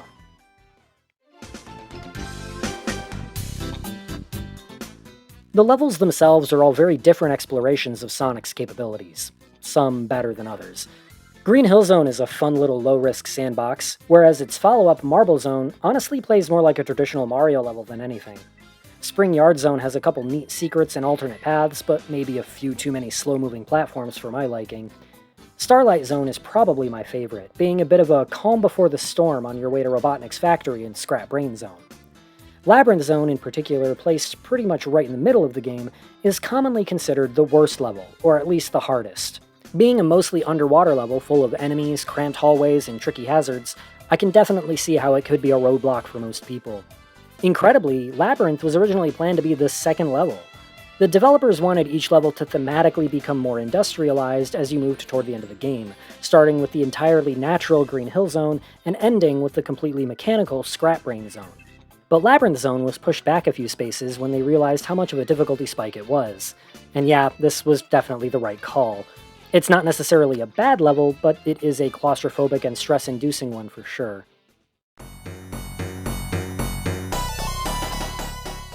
Each zone has 3 acts of gradually increasing difficulty, with every third act ending with a boss battle against Dr. Robotnik in one of his machines. The strategy varies from boss to boss, but they're all pretty simple, each one typically requiring 8 hits to defeat. The rings make it easy to just bum rush your way through these fights, but the actual challenge comes when you try to beat these bosses without losing your rings. Labyrinth's boss is unique in that it's an obstacle course with no need to attack Robotnik at all, and my favorite is probably the Starlight Zone boss, which offers 2 different methods to deal damage, by using the very mines he drops against him, or launching yourself into Robotnik directly. But all in all, none of the bosses are overly impressive or revolutionary, and they're probably the game's weakest element. And I think the real fatal flaw of Sonic 1 is screen crunch. Sonic's sprite is large and detailed and impressive, sure, but it's placed smack dab in the middle of the screen, and given the character's high speed, it's often difficult to see obstacles coming in time to properly react to them. To a first-time player, going fast can often seem like a liability. Zooming the camera out or even just panning it back a tad would have been a huge help. The special stages are also probably my least favorite part of the game. Finishing Act 1 or 2 of each zone with 50 or more rings rewards you with the opportunity to collect one of the Chaos Emeralds, and getting all 6 is the only way to see the game's true ending. The special stages themselves are visually impressive, consisting of rotating stages Sonic must navigate through while in ball form. And these rotating graphics were the closest the Genesis got to competing with Nintendo's famous Mode 7 at the time. These things are great for marketing the game as a state-of-the-art trailblazer, but actually playing them is a different story. I hate these things. They don't usually give me trouble simply because I'm so used to them by now, but they're just frustrating and annoying. And considering there's no Super Sonic yet, and that the good ending is only barely different from the bad one, collecting the Chaos Emeralds isn't even really worth it anyway. I'd recommend new players just don't even bother, unless you end up actually liking these things, you weirdo. But despite my minor gripes, Sonic the Hedgehog would launch to massive sales and critical acclaim.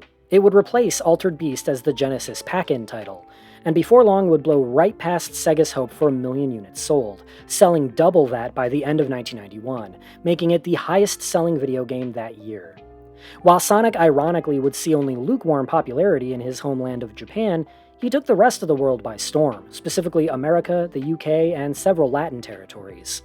This success likely came as a great relief to Sega of America execs, who actually kinda hated the character when he was initially pitched. The Americans would successfully veto a lot of early ideas they thought wouldn't appeal to their audience, such as Sonic having a human girlfriend. But on top of that, they just felt like the character as a whole just didn't really work. Mainly because, and this is reportedly a direct quote from Sega America higher-ups, what the hell is a hedgehog? Nevertheless, the character did prove to be massively popular, and triggered a wave of similar characters. Numerous anthropomorphic animal nobody's ever heard of but with attitude would pop up all throughout 90s pop culture in the wake of Sonic. Like, be honest, how many of you even knew that bandicoots were a real animal?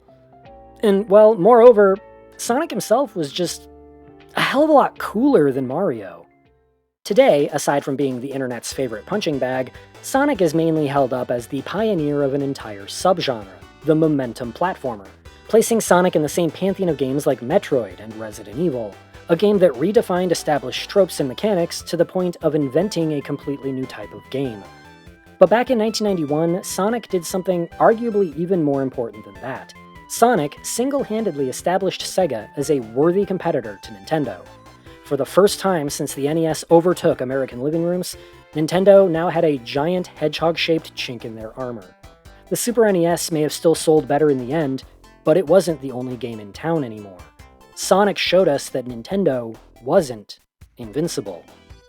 Even with the American releases of games like Final Fantasy IV and Super Mario World that same year, Sonic would be the one named Game of the Year by several gaming publications. Which is why I think the Sonic was never good crowd should probably get their heads checked. The Super NES was a response to the Genesis, and Sonic, in turn, was a response to the Super NES. This type of constant reactionary one-upmanship between the two companies would be the defining element of the 16-bit generation of gaming. Sega would go so far as to actively antagonize Nintendo in their ads, and while Nintendo would normally try to take the high road in this regard, even they couldn't resist firing back on occasion. Never before or since have we seen this level of cutthroat corporate competition permeate through the entire industry the way it did back then. And at the center of it all was Sonic. Regardless of how you feel about Sonic nowadays, regardless of if you think he's a complete joke, if you think his games are trash, if you think the character design is an outdated relic of the 90s, regardless of all of that, he changed gaming forever.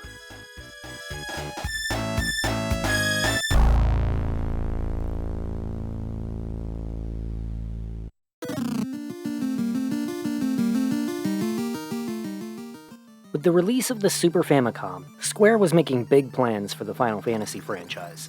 The company wanted their flagship RPG series to catch up with their biggest rival, Dragon Quest, which had released its fourth entry in 1990. So in the wake of FF3 that same year, two new games were planned in tandem, Final Fantasy IV for the Famicom, and Final Fantasy V for the Super Famicom. But Square was soon struck pretty hard with the realization that they were spreading themselves too thin, and the Famicom entry was scrapped in favor of the more impressive next-gen console.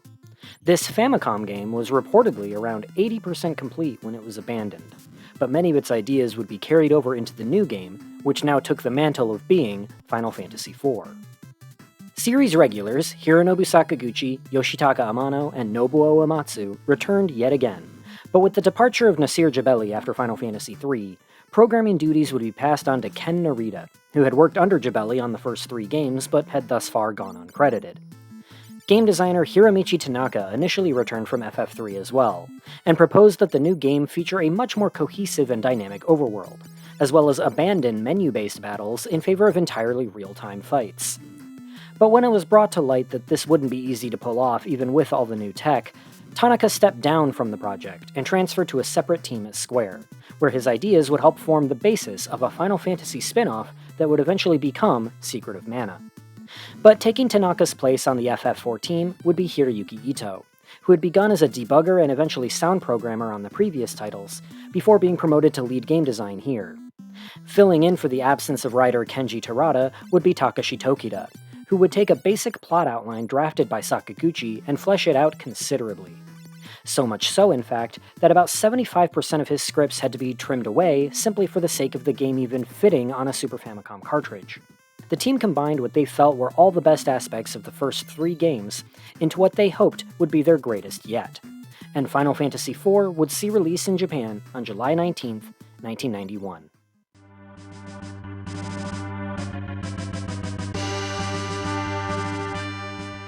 Final Fantasy IV stands out from the entries before it in several ways, though it may not seem that way at first. Visually, the game is barely a departure from the Famicom titles. It has more colors and uses Mode 7 in select spots. It has these neat see-through floors in a dungeon or two, and can use transparent effects for things like fog. But all in all, the graphics in FF4 can be best described as an 8-bit game on steroids, rather than feeling like a true 16-bit showcase. At least as far as the overworld goes. The battle scenes are really where the jump to the Super Famicom is made most apparent, featuring more detailed sprites and animations, and full backgrounds. And considering the battle scenes are where most of the game's action takes place anyway, it would be disingenuous to suggest that the game isn't graphically impressive for its time. There are even a few snazzy customization features, such as sliders that allow you to adjust the color of the menus.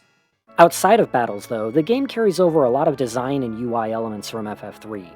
You still have a limited inventory space and can still call the the sacred bird, show some respect, at set spots to hold excess items. Your inventory also doesn't sort items in any particular order, it's all manual. While there is a sort option there, it doesn't change the current order of items, it only consolidates any duplicate items into the same slot to save space, which you also could just do manually anyway. And your magic list can't be automatically sorted in any way either. There's also no unequip option in the character menus, so if you ever want to unequip someone of all their gear, you have to select each piece one by one and replace them with an empty slot from your inventory, which is just... why? FF3 had an unequip option, so this definitely seems like a step back.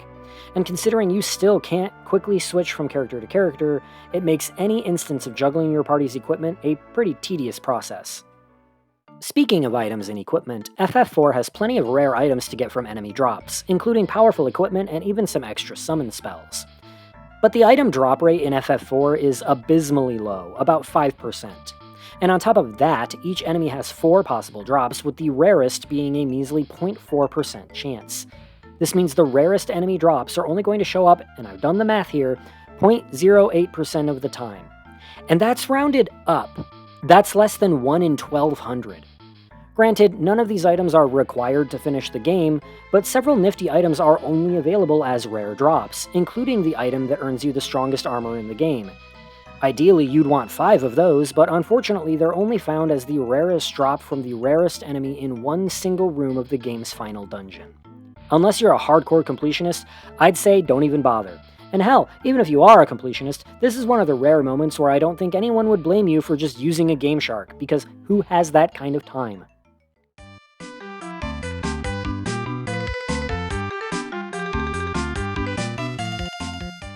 Chocobo Forests return, and now house white chocobos that will recover the party's MP. One specific forest also contains black chocobos, which can fly over anything except mountains, but can only land in forests. The save points are now a thing as well. You're no longer limited to saving the game only at inns or on the world map. There are now designated safe spots littered throughout dungeons and the like that allow the use of tents and the opportunity to save. And this makes dungeon treks considerably less harrowing than ever before. Save points would have been real useful in the final dungeon of FF3, but hey, it's better late than never. This also means that dungeons in FF4 are allowed to be longer and more difficult without feeling overly punishing or frustrating.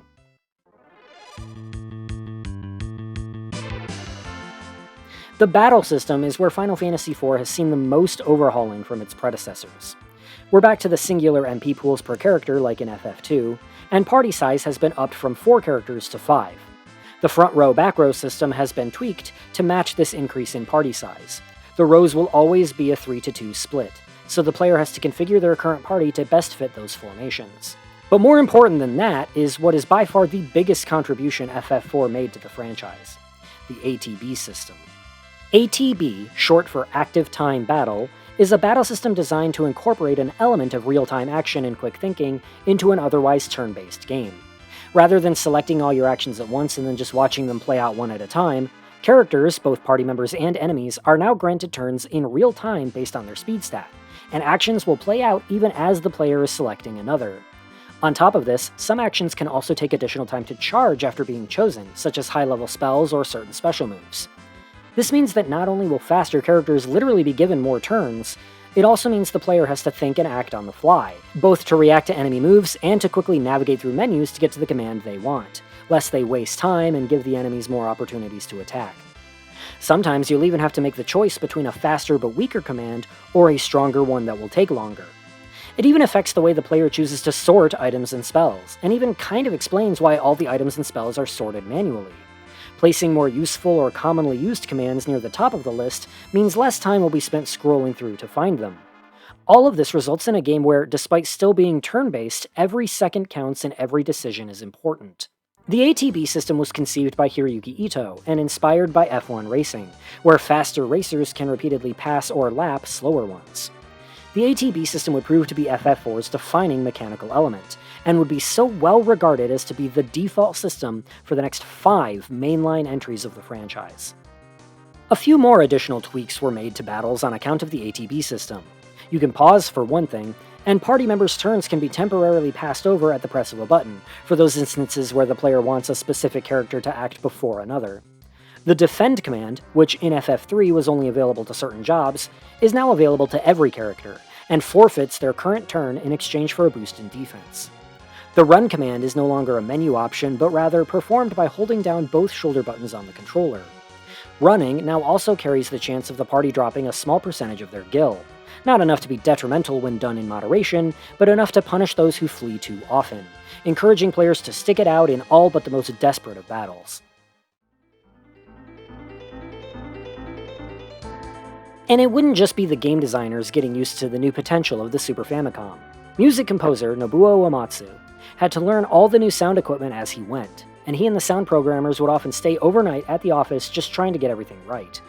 Thankfully, the final product does not disappoint, as FF4's soundtrack would be one of Uematsu's defining works. With nearly double the amount of sound channels to work with when compared to the Famicom, the composition of each piece was able to be significantly more complex. Returning tracks such as the Victory Fanfare and opening theme sound better than ever.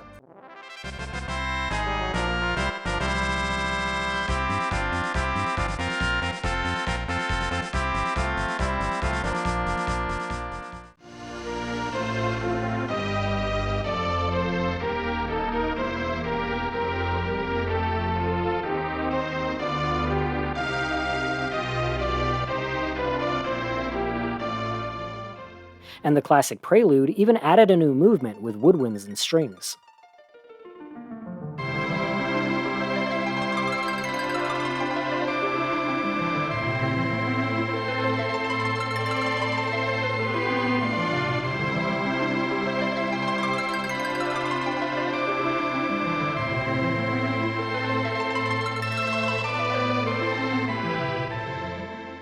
The new overworld theme is mesmerizing.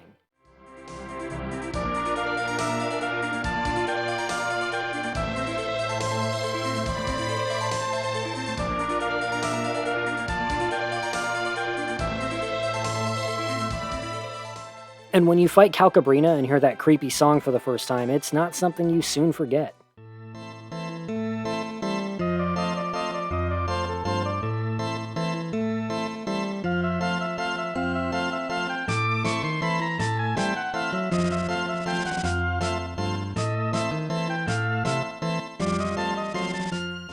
Battle with the Four Fiends needs no introduction, having been performed and covered by rock bands and symphonies alike.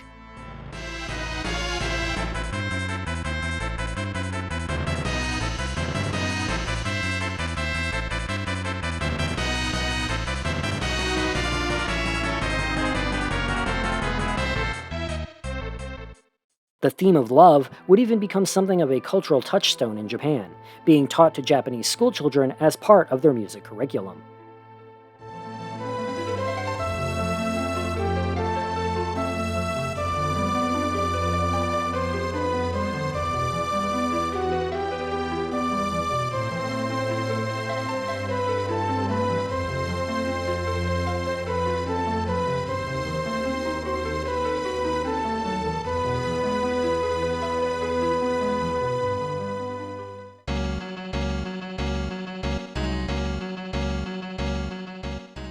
As mentioned before, the dev team for FF4 took what they believed were the best elements from the first 3 games and reconfigured them into this one in new and interesting ways. Like in FF1, the plot of FF4 revolves around the 4 crystals and elemental fiends, this time with the fiends' names borrowed from Dante's Inferno. Like FF2, FF4 would place heavier focus on its characters and world, even more so than before, to the point where dialogue can now even play out on the battle screen. And from FF3, FF4 would take the job system. Or, well, it would take the jobs. There's no switching between classes in this one, and, well, let's talk about that. In the prior Final Fantasy games, your party was either the same 4 characters from beginning to end, like in 1 and 3, or 3 characters with a revolving door for the 4th slot as the story required, like in 2. In FF4, the only constant in your party is the main character, Cecil. And yes, that is the official pronunciation, I'm sorry. Every other party member is dictated by the plot at all times. On top of that, each character is given a set job or class that fits in with their backstory, and with one notable exception, that role never changes. Yang will always be a monk, Edward will always be a bard, Kain will always be a dragoon, etc. Typically, bosses are designed around this, essentially making every story-heavy battle into a puzzle to overcome with the setup you've been provided. But looking at the game with a wider lens, you really start to see how this sort of structure limits any real opportunity for the player to, well, decide things for themselves. In FF1, yeah, your party never changed, but you got to choose what that party was right at the start of the game. In FF2, your 3 regulars were blank slates, with a rotating slot 4 that would fill set roles as they came and went. And FF3 had the excellent job system, letting the player play around with a wide pantheon of possible party configurations. Final Fantasy IV, though, feels like the most restrictive FF yet. Not only is every character stuck in their set job no matter what, but your entire party is decided for you at every turn. And unlike the previous 3 games, magic isn't even bought at shops nor found in chests, but rather learned by the appropriate characters as they reach certain levels. This results in an RPG where it feels like all of the interesting choices you could make in terms of your party are already made for you, with no opportunities to break away and experiment like with FF2 and 3. Rosa will always be a white mage, and she'll always learn the same spells at the same levels. And much as the fans like to decry, say, FF13 for being seemingly terrified of letting the player make any of their own decisions, FF4 is honestly pretty restrictive as well. This also means that, at any given point in FF4, the only way to remedy an instance where you're having trouble in battle is to grind. And while the linearity of FF4 always seems to gaslight me into remembering the game as being pretty easy, it's really not. It's actually pretty damn hard. Seriously, when I was taking notes while playing this game, I kept trying to pinpoint certain sections that felt like significant difficulty spikes, only to realize by the end that I had listed basically every major dungeon as being a difficulty spike. In FF3, if a certain dungeon or boss was giving you trouble, you had countless options for overcoming this, and experimenting with your jobs and equipment was hugely entertaining and fulfilling. But there's just none of that here. If your current setup is having trouble getting through a dungeon, well, you're gonna have to get through that dungeon regardless, since the story won't let you switch out any of your characters until it says so. So you're forced to either cope with the struggle or just grind EXP until your characters are strong enough. And if you know me, you know that's my least favorite type of RPG design. I prefer RPGs where clever decision-making and crafty party setups can be used to outsmart the game, but there's almost no opportunities for that here. FF4 represents the opposite of play smarter, not harder. There is no playing smarter here. There are a few clever moments, like the way the new float spell will protect your characters not only from earth-based attacks during battle, but also damaging floor tiles in dungeons. Or the way protecting yourself from even a single status ailment will make you completely immune to the Malboro's infamously inconvenient bad breath ability. But the vast majority of the time, you're gonna get through this game on nothing but determination and attrition, not witty strategies or clever team building. Any random playthrough of FF1 through 3 can play out very differently depending on the player's choices, but almost every playthrough of FF4 is probably gonna look pretty darn identical, and this lack of variety or player agency is honestly the game's biggest flaw for me. But despite me saying all that, I can never quite bring myself to dislike this game, and when I try to think of why that is, I only ever come to one conclusion. That being, even though you are kinda just riding the story's coattails with this one, said story is honestly really compelling, and it's filled with a rotating cast of genuinely likable characters. The main trio of Cecil, Kain, and Rosa enter the story with an established history that's clearly had its complications. And despite them obviously all caring for one another, Kain in particular seems to harbor some jealousy, and even resentment. A facet that plays heavily into the overall plot, don't you worry. Cecil, despite being well-meaning and competent, is insecure and self-aware about his role as a Dark Knight, and seeks to atone for the acts of cruelty he committed under the orders of his power-hungry king. Rydia is an incredibly sympathetic character. Sid is a tension breaker every time he speaks up, and Yang is just the embodiment of strength in every sense of the word. Even the cowardly Edward never truly crosses the line into being outright pathetic. And Palom and Porum, despite being a pair of bratty toddlers, possibly my least favorite character trope in fiction, surprisingly end up being really fun and wholesome, which makes this moment hit way harder than it should. And Edge... well, okay, Edge kinda sucks, but that's still a really good track record as far as characters go. Normally, I'd be kinda bothered by a game where the story imposes on the gameplay like this, but similar to how I feel about the first two Metal Gear Solid games, if the story is interesting enough, I'm willing to throw a lot of leeway in its direction. The game might not give the player much in terms of interesting choices to make, but it's not exactly like FF4 is on rails or anything. There are still more than a handful of opportunities for the player to break away from their immediate objective to complete side quests and the like, and the game spans 3 different world maps by the end. That being said, while I do believe the story of FF4 is good, it still has a few huge issues. Namely, it relies a bit too heavily on a handful of the same crutches over and over, which are almost always just there as a contrived way of getting characters in and out of your party. The game has no less than 2 instances of the party being separated after some catastrophe, and no less than 4, count 'em, 4 instances of a character nobly sacrificing themselves to save the party, only to then be revealed as perfectly fine hours later. Except for the one time where they were not, in fact, perfectly fine.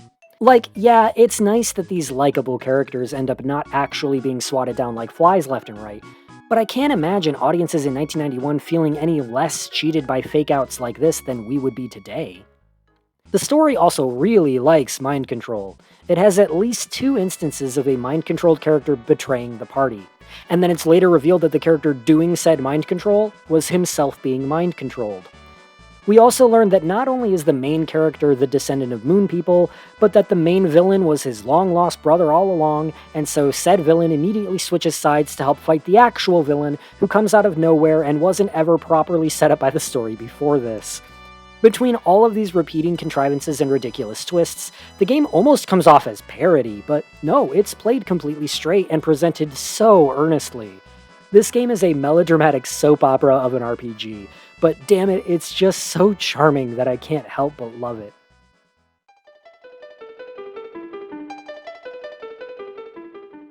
As stated before, the story was headed by Takashi Tokida, and in light of how the story of FF4 is presented, it perhaps isn't surprising to learn that Tokida had a background not in games, film, or even TV, but in theater. This is seen so clearly in his focus on interpersonal character drama. And FF4 even kinda fits the Shakespearean 5-act story structure if you squint hard enough. Kain in particular has one of the most compelling character arcs of any early RPG I can think of, being a layered character with complicated feelings about those he cares for, making for a good example of a character with genuine angst as opposed to just being a whiny edgelord or whatever. And the gameplay itself will even go out of the way to maintain a sense of continuity with the plot. For instance, most of your party members start with a few levels already under their belt, as most of the cast have backstories that involve them being experienced in combat. It wouldn't make sense for these supposedly hardened military soldiers to start at level 1, and so the game designers actually accounted for this. Probably my favorite instance of this sort of gameplay story coordination involves the character Tella and the Meteor spell. Meteor is set up as being this powerful last resort secret weapon, and using it causes great physical and mental stress on the caster. And even once Tella has finally learned Meteor, he will never have enough total MP for the player to actually be able to cast it. So when a cutscene plays out later on where Tella does cast Meteor, it literally kills him because he spent all his energy and then some just to get the spell to work. That kind of attention to detail is really cool, and it's something Square would excel at in FF entries moving forward. As I mentioned before, the story of FF4 was originally much more beefy and ambitious than what we eventually got. According to Square, Tokida's initial scripting treatment had to be trimmed down to roughly 1/4 of its original size in order to be viable for fitting on a Super Famicom cart. But Tokida has assured us that only the most unnecessary material was cut. Still, one can't help but wonder what some of the dropped story entailed. We know for a fact that Square initially planned a segment of the game where each party member would have to overcome a trial specific to them, and this idea would eventually be made reality in the Game Boy Advance release of the game. Other than that, we really don't seem to know much, but there is one moment in particular that always screamed cut content to me. Devil's Road, according to NPCs, is said to be a very treacherous subterranean tunnel linking the towns of Baron and Mysidia, and many have died there. When Baron's forces are ordered to invade Mysidia for their crystal in the game's prologue, they opt to do so via airship travel, one would assume because this Devil's Road is so dangerous. But when your party finds themselves in Mysidia and has to travel Devil's Road to get to Baron, nothing happens. It's just a warp point. Clearly, this was planned to be a full dungeon, but for whatever reason, it was apparently deemed unimportant enough to cut. I'm not exactly broken up about this, I just think it's a little strange, and it's probably the most obvious instance of where cuts had to be made. Honestly, I think Tokido was right when he said that only the necessary bits were left in the final game. This game's pacing is pretty darn perfect, and not one moment of the story feels like wasted time. And even still, they were able to have some fun and stick little Easter eggs in, like this part where you can visit the dev team's office. Stuff like that is just so endearing. Sure, certain story bits can seem a bit contrived or sudden, but at the same time, I'm not completely convinced that stretching out this story to 4 times its current length would actually have made it better in any significant way. A lot of RPG fans seem to have this belief that a story's quality is proportional to its length, but rarely have I found that to be true. I would rather have a shorter game that keeps me constantly entertained, rather than one that drags for dozens of hours longer than it needs to, just for the sake of, what, lore? World building? That stuff is nice, but it's not all that makes a good story. I'm a huge fan of concision and efficiency in storytelling, and Final Fantasy IV, as it is now, is all killer, no filler, and I think that's what makes replays of this game so enjoyable for me. Final Fantasy IV would be localized into English and released in November of 1991, meaning this was the first time a Final Fantasy game was released in Japan and America within the same year. Considering the US had skipped FF2 and 3, FF4 was retitled Final Fantasy II to avoid confusion. The English localization itself, though, was rough. In addition to a lot of the story's nuance being lost simply due to space limitations, a lot of instances of broken English or strange phrasing were present, and it feels like the script just wasn't proofread by anyone with a firm grasp on the language. Reportedly, the team was made to translate the game's scripts without ever actually being able to play the game and make sure it all made sense in context. The translation is commonly attributed to Ted Woolsey, the man who would be Square's go-to English translator throughout most of the 16-bit era. But this is a misconception. In truth, Woolsey didn't even work for Square yet at the time of FF4's original release, and in fact, Square only sought out a proper translation team led by a native English speaker because they specifically wanted to avoid their future games' English scripts being as choppy as FF4's. Aside from simple language issues though, the English version would also skirt around certain mentions of death or religion, such as the Holy Spell being renamed to White and the Tower of Prayers being called the Tower of Wishes. This was all standard operating procedure for Nintendo of America at the time. The ESRB wouldn't be established for another few years at this point, and so video games were a wild west in terms of content moderation. So Nintendo's strategy in this era was to play things as safe as they possibly could to avoid controversy and maintain their family-friendly image. And localizers' hands were often tied on this issue when dealing with games being released for Nintendo hardware, so I try to cut them a little slack. And the changes to FF4 in the States aren't limited to just localization. It was also somewhat simplified from the Japanese original, as Square feared that Americans would be overwhelmed by certain gameplay features in light of not having played FF2 or 3. In short, they removed certain items, commands, and even spells that they felt would complicate the game too much for Westerners. Some examples being the Spell in a Bottle items, Rosa's Prey ability, and the spells Protect, Shell, and Dispel. Which is weird, right? Americans essentially invented the RPG with Dungeons & Dragons, and FF1 sold better in the States than it did in Japan. I think it's pretty clear we could wrap our heads around this stuff even back then, even if the genre wasn't particularly popular. But hey, what do I know? For the sake of transparency, I'll point out that the version I'm playing here is actually a fan-made ROM hack of the American release that improved the translation and restored the cut features. But as far as official releases go, the closest North America ever got to a faithful, unaltered release of the original would be the PlayStation version released in 2001. Japan had also seen a simplified re-release of FF4, known as Easy Type, about a month prior to the US release, and the American and Easy Type versions of the game were developed at the same time. For a while, it was mistakenly believed that these two versions of the game were identical, but we now know they aren't. The US release was only made marginally easier than the original, But the easy-type version would truly live up to that name, by adding some new equipment, reducing shop prices, and speeding up the spellcasting times. And the back row now only benefits party members and not enemies. Easy-type also uses simplified language and terminology, more clearly instructs the player on certain game mechanics, and even added dialogue in a few scenes to further clarify events that were originally more subtle. This was all done to better accommodate young children and those new to RPGs in general.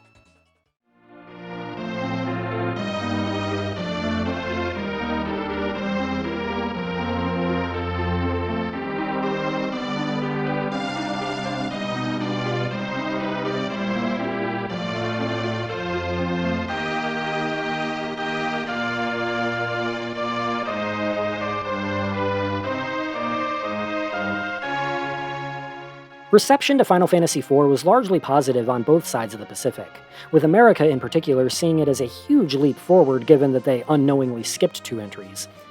It's also left quite the legacy on the franchise, seeing numerous ports, re-releases, remakes, and sequels. One of Square's lead designers, Tetsuya Nomura, at one point cited it as his favorite entry. And many game devs, even outside of Square, revere FF4 as the game that popularized layered storytelling in RPGs. It successfully adapted Final Fantasy for the new 16-bit generation, and also cemented it in America as a franchise with potential. RPGs would remain niche in the West for a few more years to come, but FF4 was an important step in legitimizing them over here. And the first few games in the Saga franchise would take on the Final Fantasy moniker in the West to try to capitalize on this relative popularity. While I may find its gameplay pretty restrictive in the grand scheme of things, I still find myself returning to FF4 more than any other entry. It's my most replayed Final Fantasy, and I'm talking full beginning-to-end runs here. And I guess that's because sometimes it's kinda nice to have a game with a great story and likable cast where I don't have to think about what I'm doing all that much. And even though the game may lack complexity, it doesn't exactly lack difficulty, and that still makes casual playthroughs engaging even outside of just the writing. Final Fantasy IV is a great gateway to this series, and a great gateway to RPGs in general. FF1, 2, and 3 definitely have their perks, but FF4 is really where the franchise hit its stride and found its voice. And it would be the blueprint future FFs and RPGs as a whole would look back on for the better part of a decade. They said it wasn't humanly possible, but now you can have all the power and excitement of Nintendo right in the palm of your hand. Portable gaming was in an interesting place prior to the 90s, and wasn't as uncommon as one might think now. Anyone around my age or older will no doubt remember the LCD blackjack and poker games sitting around your grandparents' house, but even as far back as the late 70s, Mattel had introduced the Microvision, a portable LCD machine with swappable game cartridges. Not that it was terribly impressive, mind you. The screen's resolution was a measly 16 by 16 pixels. That's less than the amount of screen real estate you'd get from a Tamagotchi. Or if you prefer, a Digimon. I'm contractually obligated to mention Digimon as much as possible, so... Oh, there it is. There it is. And what's more, the Microvision and all these standalone LCD games were almost pathetically fragile, which kinda defeated the purpose of them being portable at all.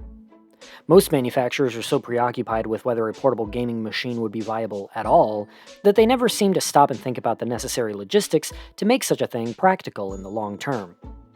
Nintendo was the company to really take the first steps to solve these issues. Their Game & Watch series of handhelds may not have had swappable game carts like the Microvision, and each game was limited to preset images burnt into their screens, but they were ergonomic and sturdy in shape and build. The earliest Game & Watch systems used a simple pair of buttons to control, but this eventually evolved into the 4-directional D-pad that's since become a mainstay for all game consoles. And in 1986, just a year after the NES had started to take hold in the States, Atari decided to try their hand at jumping back into console manufacturing, now that the video game crash of 1983 that they basically caused was apparently a thing of the past. Teaming up with longtime ally company Epyx, they came up with a portable console that would eventually be dubbed the Lynx. Its working title was the Handy, which would have been absolutely hilarious, but oh well. Released in 1987, the Lynx was a tiny titan of a machine, being designed to be played in either horizontal or vertical orientation, featuring a full-color backlit screen and a processor that put it more or less on par with the TurboGrafx 16. But the Lynx wouldn't last, in more ways than one. Not only would its library of games fail to impress nor keep the public interested, it was also just far too energy hungry to fulfill its purpose as a portable gaming console. The thing ran on a whopping 6 AA batteries, and 6 hours was the absolute most you'd be getting out of those. Even less if you used rechargeables. At the end of the day, the Atari Lynx was basically dead on arrival, and Nintendo was no doubt taking notes. Even at the time, the Game Boy took almost everyone by surprise. Launched in 1989, the successor to the Game & Watch machines was definitely less impressive than the Lynx. But Nintendo had smartly focused on the things that mattered specifically to a handheld. Only capable of displaying 4 shades of green in blurry 8-bit pixels, the Game Boy can perhaps be best described as parts cobbled together from an NES and duct-taped to an Apple II monitor. But what the Game Boy lacked in impressive tech, it made up for in stamina. There was no doubt whether the Game Boy would last through long car rides and family vacations. It could easily last 15 hours, more than double the average of Atari's handheld, and on 2 fewer batteries to boot. Its design was also simple, comfortable, and perhaps above all else, durable. I probably don't need to show you the picture of the Game Boy that survived a bombing in a war zone and still managed to function, but I will anyway, here it is. There was no chance of this thing snapping in your pocket like the old LCD games. The name Game Boy itself was also pretty clearly a play on Sony's wildly successful Walkman, something I'm not sure Sony would have been too fond of at the time, but I'm sure that won't ultimately lead to any sort of bitter rivalry or anything, though. How crazy would that be?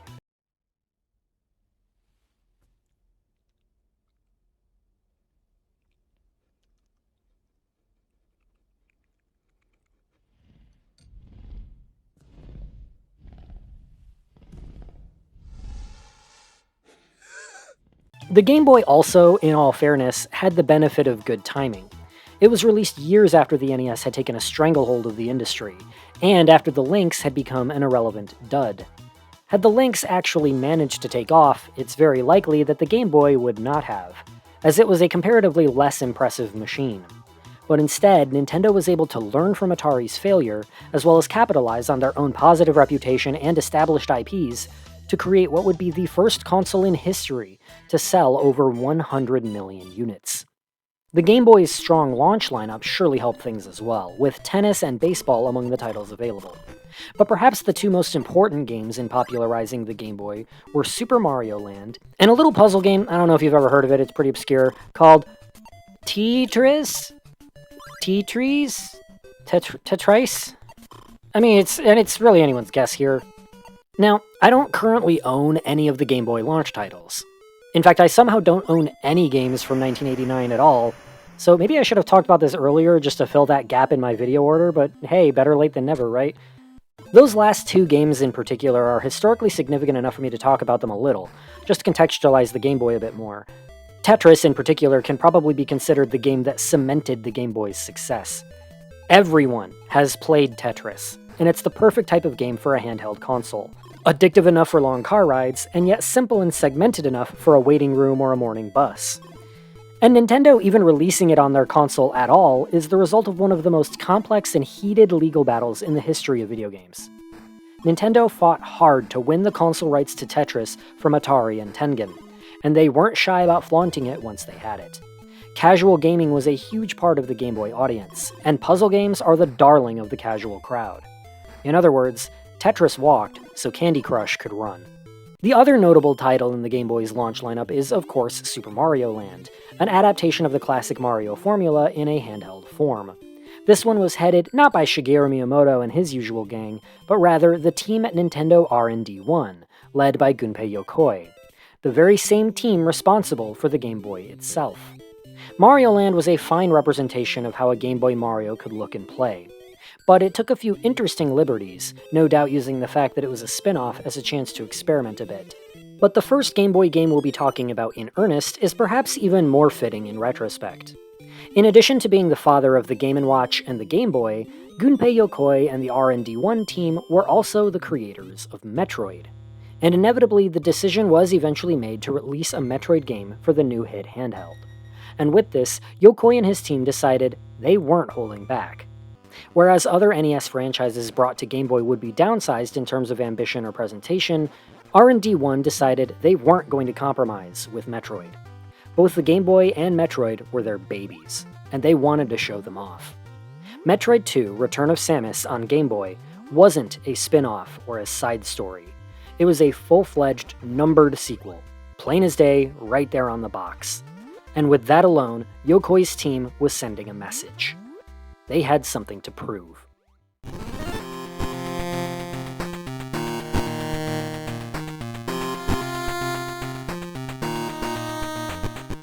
If the first Metroid was an homage to the film Alien, Metroid 2 was undoubtedly inspired by the film's sequel, Aliens. But instead of Ripley going to planet LV-426 to exterminate the Xenomorphs, Samus goes to planet SR-388 to exterminate the Metroids. Yes, apparently the Galactic Federation has deemed the Metroids too dangerous to be left alive, and after several attack teams are sent to the planet and unfortunately killed, Samus is hired to finish the job. A real one-woman army. Despite the dev team's apparent desire to not scale back on the scope of the first Metroid, Planet SR-388 isn't quite as complex nor labyrinthine as Planet Zebes. The game is notably more linear, and early areas are basically never revisited once you've cleared them out. Throughout the entire game, Samus's sensors detect the total number of Metroids remaining on the planet, represented by a number displayed in the corner of the screen, and she must hunt down and destroy a set quota of them in each area to be able to move on to the next. Killing every Metroid in each area will trigger a quake that lowers acid levels, allowing Samus to delve deeper into SR-388. What causes those quakes, and why do they magically trigger only when Samus destroys Metroids? Who knows? So, not only is the game more segmented and linear than the first, but also a bit contrived narratively. I suppose it makes sense for the game to be split up into portions like this, though. When it comes to handheld games, being able to play in short bursts is a big selling point. Metroid 2 now even has proper save points scattered throughout its map, so no longer do you have to memorize or write down convoluted passwords, and the game will pick up at the exact spot you saved. Not to mention, it actually remembers your energy and missile counts, so there's no need to slowly farm respawning enemies just to replenish your supply. In fact, that practice as a whole has been more or less retired, since not only will respawning enemies eventually stop appearing if you kill enough of them, but there are now energy and missile recharge stations the player can visit to instantly fill their resources. Samus is a bit more versatile this time, now being able to crouch, as well as shoot straight down, but only while she's in the air. She also begins the game with a few upgrades already equipped. This time there's no need to hunt down the Long Beam or Mari Mari, now called the Morph Ball, and she begins with a handful of missiles as well. There are still hidden energy tanks and missile expansions to increase your capacity of health and ammo, and along with the returning ice and wave beams are the new Spazer and Plasma Beams. The Spazer has a wide radius and can travel through walls, traits previously assigned to the wave beam, and so the latter has been reworked to be armor-piercing to keep each beam distinct. The Plasma Beam is the most powerful and can slice through multiple enemies in a row, but is an incredibly narrow shot that requires intense precision to aim successfully. All four of these weapons are scattered throughout the early areas, and then again placed all together in a later location, so the player is given the chance to swap between them and see which one they like best, before making the decision of which one to keep for good later on. And yeah, if the beam's effects aren't going to stack, this is the way to design this. I personally switched back to the Spazer Beam because I liked its tall shot radius, but each one has their own pros and cons. There are also new Morph Ball abilities to pick up, expanding Samus's travel options. You can still use the traditional Morph Ball bomb jump, but the new Spring Ball eliminates the need, allowing Samus's ball form to jump on its own. There's also the Spider Ball, which, true to its name, allows the Morph Ball to stick to surfaces and roll along them, but will disengage if Samus takes damage. These, combined with the returning High Jump, Space Jump, and Screw Attack, give Samus more options for exploration than before. Those annoying spire stalagmite things from the first game return, but Samus's collision has been tweaked to trigger knockback when she comes into contact with acid or lava, and the player is still able to jump when this happens, so there's no risk of being helplessly stuck in the lava this time, so neat. As Samus tracks down Metroids to kill, we see them mature through different stages, becoming more powerful and durable, with the molted shells of the base forms letting Samus and the player know that danger is near, creating a lot of tension. This not only has the terrifying implication that the most dangerous enemies from the first game were just newborns, illustrating how much of a threat these creatures truly pose, but it makes every encounter with a Metroid feel like a sort of mini-boss fight, with the different forms taking anywhere from 5 to 20 missiles to defeat. Like the first Metroid, Return of Samus is carried by its strong atmosphere. Samus is once again isolated on an alien planet, and it's clear that she isn't particularly wanted here. Metroid games would continue to excel at non-verbal environmental storytelling in the future, and Return of Samus has some great early examples of this. If this wasn't a family-friendly Nintendo game, this would likely include us seeing the dead bodies of those who came to the planet before us, but instead, the game has to play things more subtly. Once Samus's sensors detect that only one Metroid remains to be slain, she follows the reading, only to find as she nears that her sensors are picking up a handful more. That's when you realize, oh shit, there's a nest. Once Samus finds herself in the Metroid nest, the game generously provides a third Ice Beam. After all, it's the only truly effective means of fighting off the juvenile Metroids. But the statue that holds the weapon has been torn to pieces and strewn throughout its chamber. It's not hard to conclude that the Metroids could tell what this weapon was and that it was a threat to them. And while they couldn't manage to destroy the weapon itself, they demolished the statue protecting it. So not only are the Metroids aggressive and numerous, but also intelligent. That's ingenious and terrifying storytelling. Also contributing to the atmosphere of Metroid 2 is the soundtrack. Outside of the main theme that plays throughout the game's early areas, the music in Return of Samus lacks any real melody and is more like ambient, unsettling noise than music in the traditional sense. It's a tactic that the original game pulled off in its final area, Torian, and the idea is expanded here. It makes travel through SR388 feel constantly tense, and given the limited amount of instruments used in these areas, it even leaves a sound channel free for us to hear Samus's footsteps, enhancing the mood further. Given the strangeness of these compositions, it's not the type of soundtrack I'd listen to in the car or anything, but in the context of the game, it works wonders. The game's graphics, unfortunately, are probably its biggest misstep. For the Game Boy, they're perfectly serviceable. There's nothing wrong with the sprite art or anything. In fact, it's all pretty detailed, and the Game Boy's lack of color meant the team had to make some changes to Samus's design that would stick throughout future games. In the first Metroid, the Various suit was differentiated from Samus's first suit purely through color, and likewise whenever the player switched to using missiles. In Metroid 2, Samus's switch to missiles is shown via the mouth of her arm cannon opening, and to make her Various suit stick out, it was given the wide, round shoulder pauldrons that would become an iconic visual aspect of Samus moving forward. So that stuff is all great. Unfortunately, in their attempt to show that their Game Boy was truly capable of great things, the R&D1 team perhaps grew overzealous. Samus's sprite is incredibly detailed, but it also takes up a significant portion of the screen's real estate. And in a game that revolves around exploration and interacting with your environment, this can become a real issue. Enemies can land pot shots or ambush you from just off-screen, and battles with Metroids especially can be claustrophobic, and not in a way I feel is entirely intended. I have to admire Yokoi's team for being so determined to show off their game on their little handheld that could, but this ambition can and does have its downsides. Also, the black and white nature of the Game Boy combined with the game's somewhat limited tile set results in a world where a lot of the scenery is going to look very similar. It's easy to get turned around and disoriented, especially with the tiny screen space, and even with the more linear list of objectives to complete when compared to its predecessor.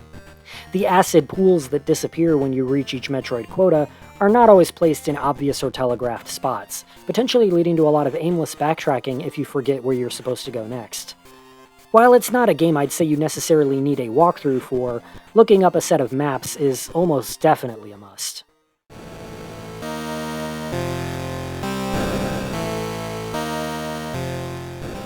True to its inspiration, Metroid 2 ends with Samus confronting the Queen Metroid, the game's only proper boss fight, and it's not a bad one. You can choose to engage in a straightforward fight by just dumping missiles into her face, around 200 in total, or if you're paying attention, you'll notice that firing into her open mouth leaves her stunned for a moment, and at that point you can choose to roll down her throat and plant bombs in her gullet. This method is faster, as bombs deal much more damage than missiles, but it's also riskier, as Samus takes constant damage whenever she's inside the creature. It's pretty great stuff. After defeating the Queen, the last remaining Metroid, Samus makes her way back to her ship, and on the way finds a lone Metroid egg. It hatches, and as the newborn baby imprints on Samus, the bounty hunter finds she doesn't have the heart to kill it. The baby follows Samus back to her ship, and the two leave together, with mission mostly accomplished.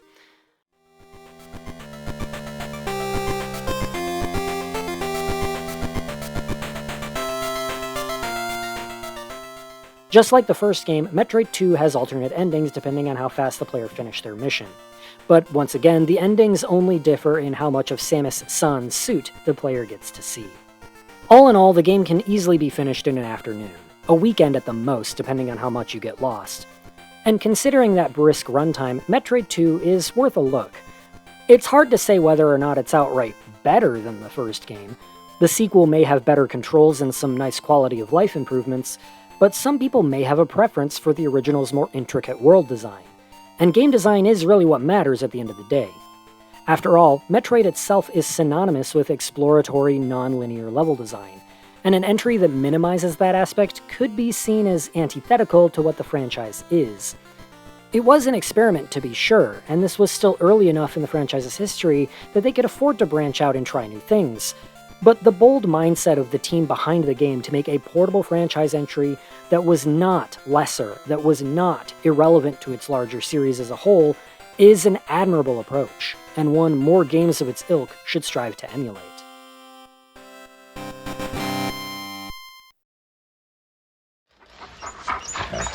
If you were colorblind and had an IQ less than 12, then you wouldn't care which portable you had. Of course, you wouldn't care if you drank from the toilet either. As opposed to the Game Boy, there isn't much to say about its main competitor, the Sega Game Gear. Released about a year after the Game Boy, the Game Gear was basically a portable Master System, and boasted a full-color backlit screen. It was also roughly the size of a cinder block, ate up its 6 AA batteries in around 4 hours, and saw exactly 0 historically important games. Even as Sega managed to briefly surpass Nintendo in North American sales throughout the early 90s, the Game Gear still failed to come anywhere close to matching the Game Boy's popularity. All that in mind, it's easy in hindsight to dismiss the Game Gear as a flop.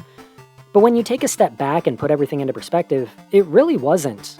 Yeah, it only sold 10% of the Game Boy's total numbers, but 10% of 100 million units is still 10 million units. That's nothing to scoff at, especially back then, when gaming was a much less mainstream pastime than it is today. Alas, the Game Gear is largely forgotten, mostly due to that 0 important games thing. And yeah, I struggle to think of even one. So, somewhat unfortunately, anytime you see the Game Gear in this video series, it's exclusively going to be to talk about a Sonic game. Since Sega has made a point of re-releasing the entire Game Gear Sonic library at least 3 times over at this point, and I own them in multiple collections by now because of course I fucking do. Shortly after Sonic 1 released on the Genesis and established the character as the company's mascot, Sega decided they wanted Sonic to be available for every console they had on the market to maximize potential sales and build the brand. Development of an 8-bit version of Sonic 1 would be outsourced to a company called Ancient, founded in 1990 by music composer Yuzo Koshiro alongside his mother and sister. The company still exists today, and no joke, announced this year that they have a new Genesis game in the works, but this would be their first and only foray with Sonic, and they would create a downsized version of Sonic 1 for both the Sega Game Gear and the Master System, released in October of 1991.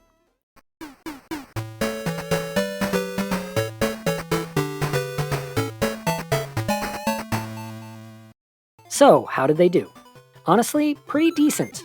The physics are definitely not a one-to-one of the buttery smooth Genesis version, particularly when Sonic's rolling, but they're a fairly faithful approximation.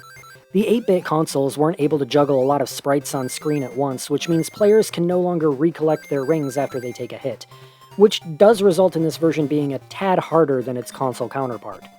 And due to being unable to fully recreate the physics of the Genesis game, there's not a single loop-de-loop in this version.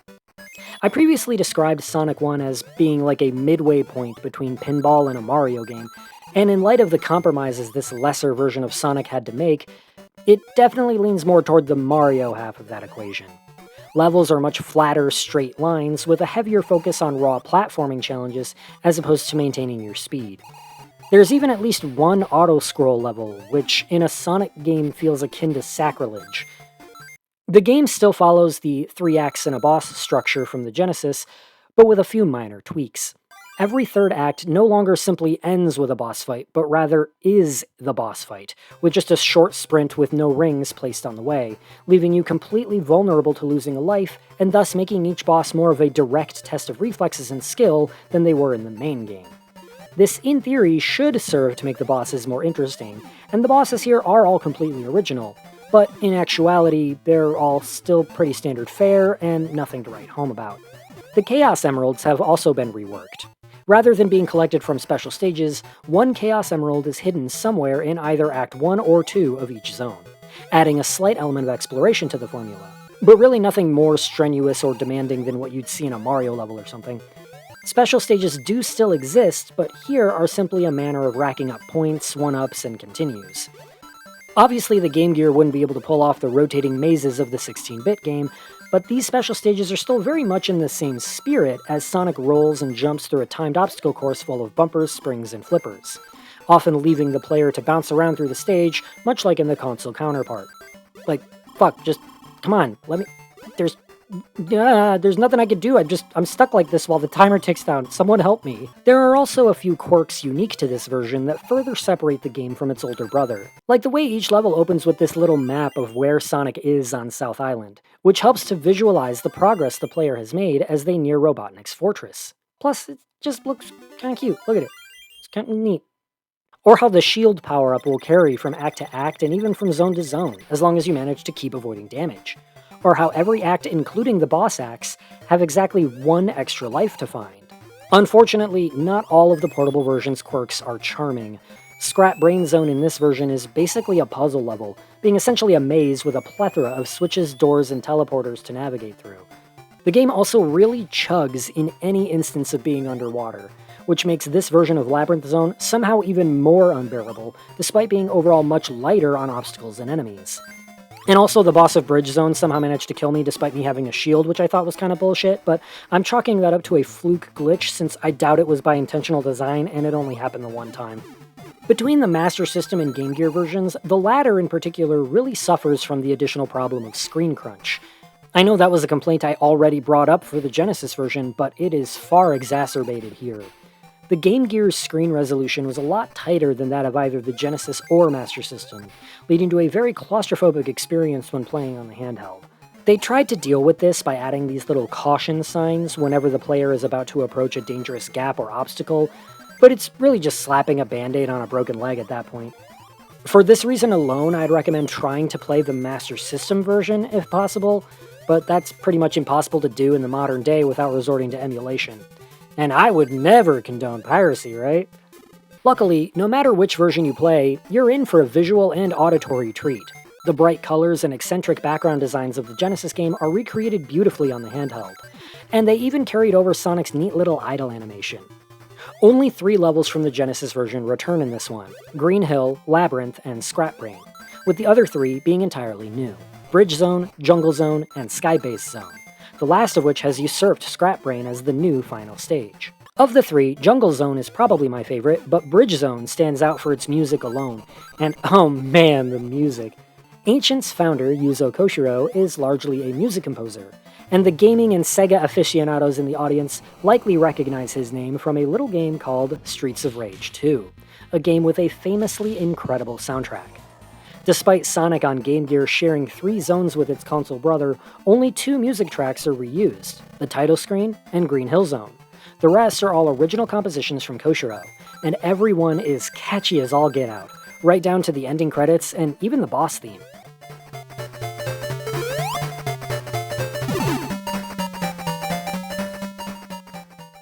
Bridge Zone is the one always singled out when talking about this version.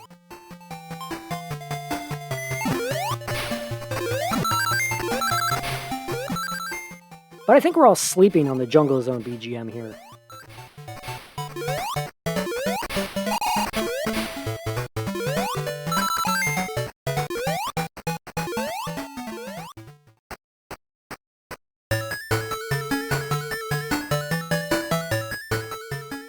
Sonic 1 on Game Gear isn't a must-play by any means, but it can be a fun little curio of Sonic's history. And it's always interesting seeing how top-of-the-line, groundbreaking console titles are adapted to less advanced consoles. a practice that would continue with games and the Sonic franchise in particular all the way up through the 3DS era. In fact, I think the only reason that practice stopped is because the Switch kind of bridged the gap between portable and console gaming. Sonic 1 on Game Gear is worth checking out if you're a fan, or you're in the hyper-specific scenario of having an hour to kill on a Saturday with nothing to play but a copy of Sonic Adventure DX, Mega Collection Plus, and/or Origins Plus, and somehow decide that none of the other games included in those packages look interesting enough. So, yeah, it's no wonder nobody really talks about this one. For those of you who maybe aren't aware, I have a co-writer on this channel. The videos are largely mine, but I have a close friend who checks and contributes to these scripts, and sometimes he'll even take the bulk of a certain game's discussion. Namely, he contributes most of the talking points for the Mega Man games, and wrote basically the entirety of Volume 7. And while I would normally still be the one to narrate his scripts, the video you're about to see is about one of his most formative gaming experiences, and the script he wrote was far too personal to come entirely from my mouth. So please welcome my co-writer who will be tag-teaming this video with me. Tag team?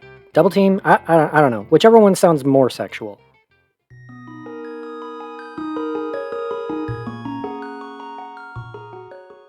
When I was 7, my dad got me an SNES. Granted, this was a 97, so it wasn't new hardware by any means. My younger cousin was playing Super Mario 64 badly, at the same time I was playing Yoshi's Island like a pro. But while an older system at that point, the SNES jump-started my love and mild obsession with video gaming. And while it wasn't the first game I ever played, that's coming later, the first game I ever bought for myself was The Legend of Zelda: A Link to the Past. I'd played mostly platformers and admittedly bad licensed games up to this point, ripped to family video, so this was my first foray into the adventure side of gaming, and I immediately fell in love with this game, this series, and ultimately what video games could and would become.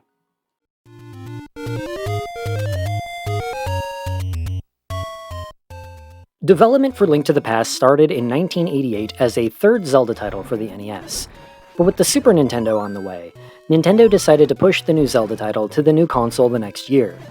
This allowed for a lot more content to be put into the upgraded cartridge, which was necessary with all the plans Miyamoto had for the newest entry, including a scrapped concept for Link to be part of an adventuring party with a magic user and a female fairy. Development went smoothly with no notable issues. Or at least we can assume so. Nintendo tends to keep a lot of their behind-the-scenes info under heavy lock and key, so really who knows. And after 2 years of fine-tuning, Link to the Past released in Japan on November 21st, 1991, the Super Nintendo's first anniversary, and released stateside the following April.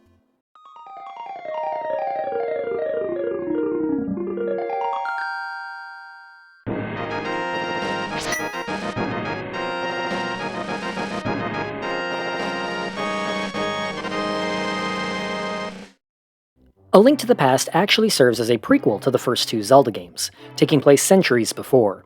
The game's Attract mode explains the tale of the 7 wise men who sealed evil into the Dark World long ago, and now Hyrule's royal advisor, the wizard Aghanim, has turned against the kingdom and murdered the king, while trapping 6 maidens, descendants of the wise men, in the Dark World to weaken the powers keeping the evil sealed away. The 7th maiden, Princess Zelda, manages to telepathically call for help to anyone it may reach, and a young boy named Link and his nameless uncle are the ones to hear it.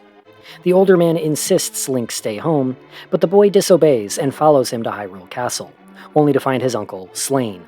Taking sword in hand, Link saves Zelda and the two enlist the help of the local priest, who sends Link on a quest for 3 pendants that will allow him to obtain the Master Sword, the weapon able to stop Aghanim. However, upon Aghanim's supposed defeat, he manages to entrap Zelda at last, as well as banish Link to the Dark World. Throughout his adventure, Link will need to jump back and forth between the worlds of light and dark, and rescue the 7 maidens in order to defeat Aghanim for good, as well as the true evil mastermind behind the wizard, the King of Darkness, Ganon.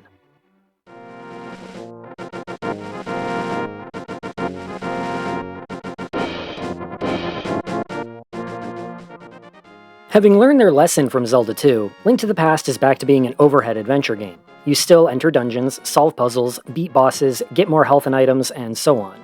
The use of magic was brought over from Zelda 2, so it did do something beneficial for the series. Besides Dark Link. Yeah. But the core gameplay of the original game has been greatly expanded upon.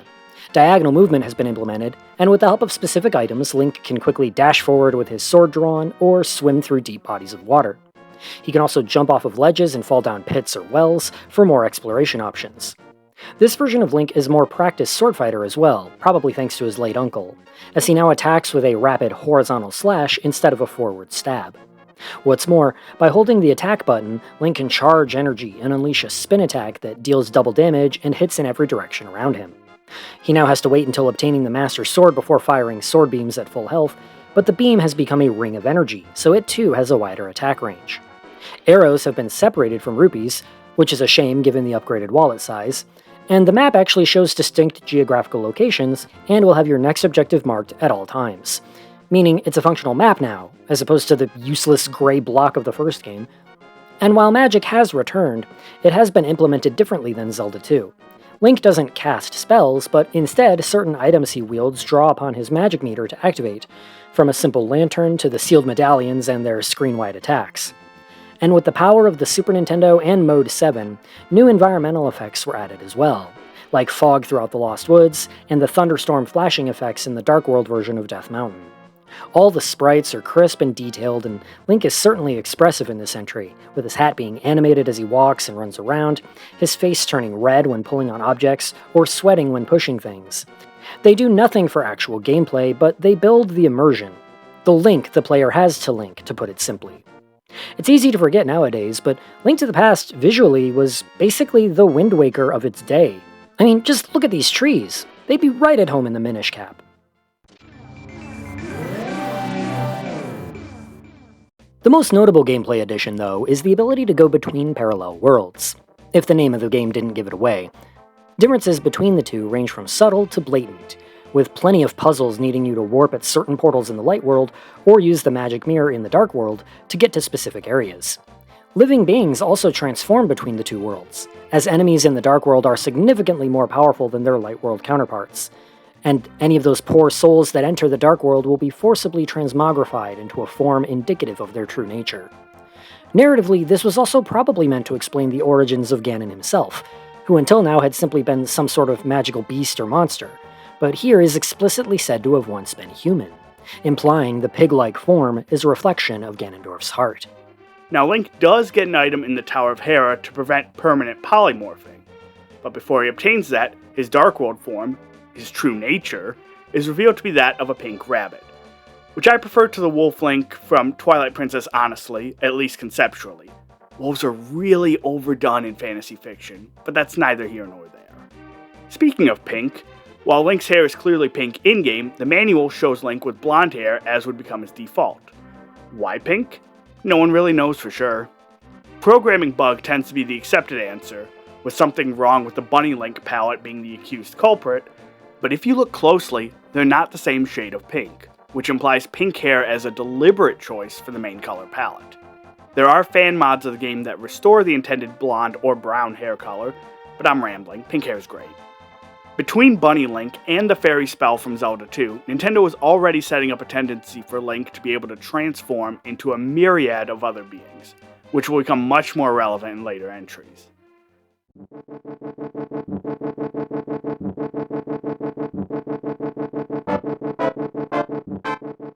The advanced capabilities of the SNES allowed for having two overworlds, but even that feat is simpler than expected on a technical level.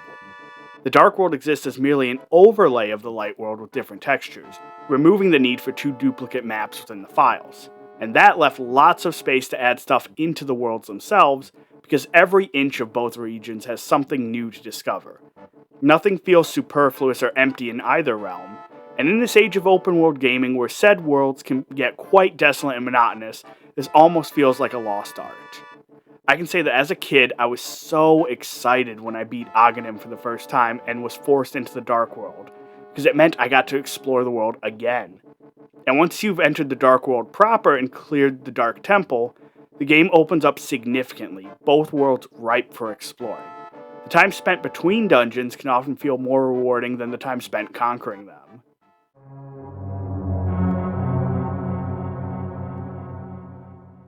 And speaking of dungeons, this game has a staggering 13 dungeons in total, 12 if you decide to count the 2 sections of Hyrule Castle as a single dungeon. As opposed to the NES entries, the dungeons have also been adjusted to be more puzzle-based rather than combat-based, as well as being multi-floored, with some dungeons having up to 8 floors or basements and even utilizing mechanics involving moving between floors, for better or for worse. And for the most part, the dungeons are designed well, and the addition of verticality to the equation really changes everything, with almost every dungeon requiring clever traversal between floors to solve puzzles, and a handful of them being literal towers. They do progress in difficulty as you advance, which is expected, and finding items hidden in either of the overworlds may be needed to progress, like the spell medallions needed to open the Misery Mire and Turtle Rock dungeons. And after the first Maiden dungeon, the next 3 can be done in any order. The 4th Maiden dungeon's hidden item unlocks the next 2, and the 6th dungeon's hidden item is required for the 7th and final Maiden dungeon.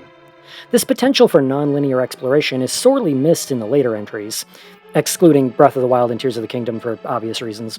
But even here, the potential dungeon routes have been limited somewhat from the amount of combinations from the NES original, where dungeons could basically be done in any order if you really wanted. This slightly more rigid and defined dungeon order is done in the name of the dungeons themselves being much more structured and tightly designed. Zelda 1 typically assumed that if you were able to find a dungeon, you would have what it takes to clear it, and those dungeons were typically just random assortments of enemy mobs and locked doors mad-libbed onto a grid. But most dungeons in Link to the Past focus on using specific items to progress, and the bosses usually follow the same pattern. For example, the boss of the Swamp Palace is Argus, a giant cycloptic jellyfish covered in smaller argi. You are given the hookshot in the Swamp Palace, which is able to grapple small objects at a distance. Therefore, the game nudges you to use that item to strip the living shields off the boss to uncover its vulnerable eye and defeat it. A simple design, but effective. Not all the bosses follow this design though, because dungeon items can also include equipment, such as stronger armor or other protective items, like the aforementioned Moon Pearl. And in those instances, the bosses are more generic in their weaknesses, usually just requiring sword strikes to a specific location. Notably, the dungeons also have more story significance than the previous games, containing either the pendants needed to attain the Master Sword, or one of the 7 trapped maidens needed to dispel the barrier surrounding Ganon's tower.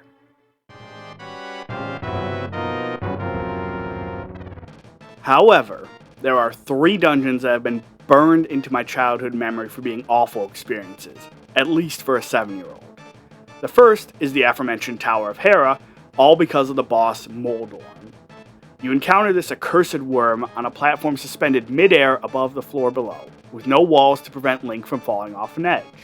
And should this happen, upon making your way back to the boss arena from the floors below, the Moldorm's health will have been restored. Even worse is that if you're unlucky enough to fall through the hole in the middle rather than the edges, you'll be sent plummeting down several floors at once. And what is Moldorm's method of attack, you may ask? Why, it acts as a bumper or a spring designed to knock you away on contact if you don't hit the tip of its tail precisely. This is not a hard fight by any means, but the erratic movement patterns and the speed boost Moldorm gains when at a third of its health can drag this fight out unnecessarily.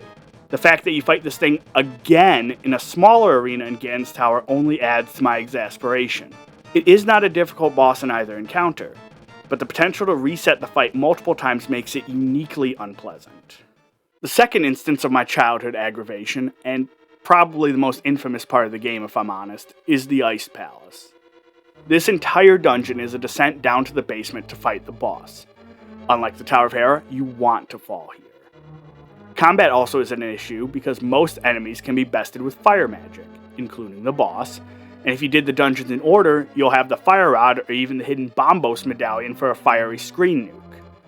No, what makes this dungeon infamous are the ice physics in which Link loses all of his traction and slides an egregious, almost comical distance when trying to come to a stop, and the block puzzle in which you have to manipulate color switches and push a block to the floor below to activate a pressure switch. The problem with this puzzle is the sheer amount of backtracking and extra rooms you have to navigate just to get to the other side of this one specific room. As a 7-year-old, this took me longer than I care to recall to solve. But instead of doing this obnoxious ice puzzle, you could just do the Misery Mire dungeon before the Ice Palace. And here's why non-linear design is great. With the dungeon item obtained in the mire, you can make a block out of magic, thereby activating the floor switch as soon as you find it and then drop down to the boss in the next room. I wouldn't recommend doing this if you're the type of gamer who needs 100% completion on all of your maps, but definitely on subsequent playthroughs. And fittingly enough, the last dungeon I'd like to highlight is Turtle Rock, because if you're not prepared for this one, good luck. This dungeon eats your magic like nothing else, just latches on and drains it from Link like a man of Metroid. Once again, the cane of Samaria found in the mire is used to get through, but you also have to light torches while you ride on the platforms the cane creates. What's more, the torches don't stay lit, so you have to hit them at specific times during your platform ride in order to activate doors. Sahasrara will suggest you stock up on magic potions beforehand, but if you haven't gotten the magic meter upgrade and or don't have all 4 bottles, which are all optional, filled with green or blue potions, you can quite easily run out of magic. Additionally, the boss requires both the Fire Rod and Ice Rod to defeat, both of which naturally consume magic, and the Ice Rod has also been entirely optional up to this point. Granted, you can obtain it before even entering the Desert Palace, and you should, it's really useful. But still, I distinctly remember leaving, buying more magic potions, and returning to Turtle Rock several times before I could figure everything out as a child, and being frustrated at the waste of time and rupees. It just feels like a late game resource sink, rather than rewarding the player for solving puzzles well. More trial and error than logic. But not all the dungeons are constructed with such spite. A dungeon I do feel is well designed, though far from the only one, is the Thieves' Town dungeon in the Dark World. It starts with a layered maze full of optional treasure chests and traps, before giving you the big key. Once you clear the maze, you can get to the boss arena quite early, but said room is devoid of anything. No boss, no maiden, just an empty room. While exploring more of the dungeon, Link can come across sunbeams shining onto a cracked section of floor above the arena, and with a bomb toss, that will allow the sunlight to enter the boss's room.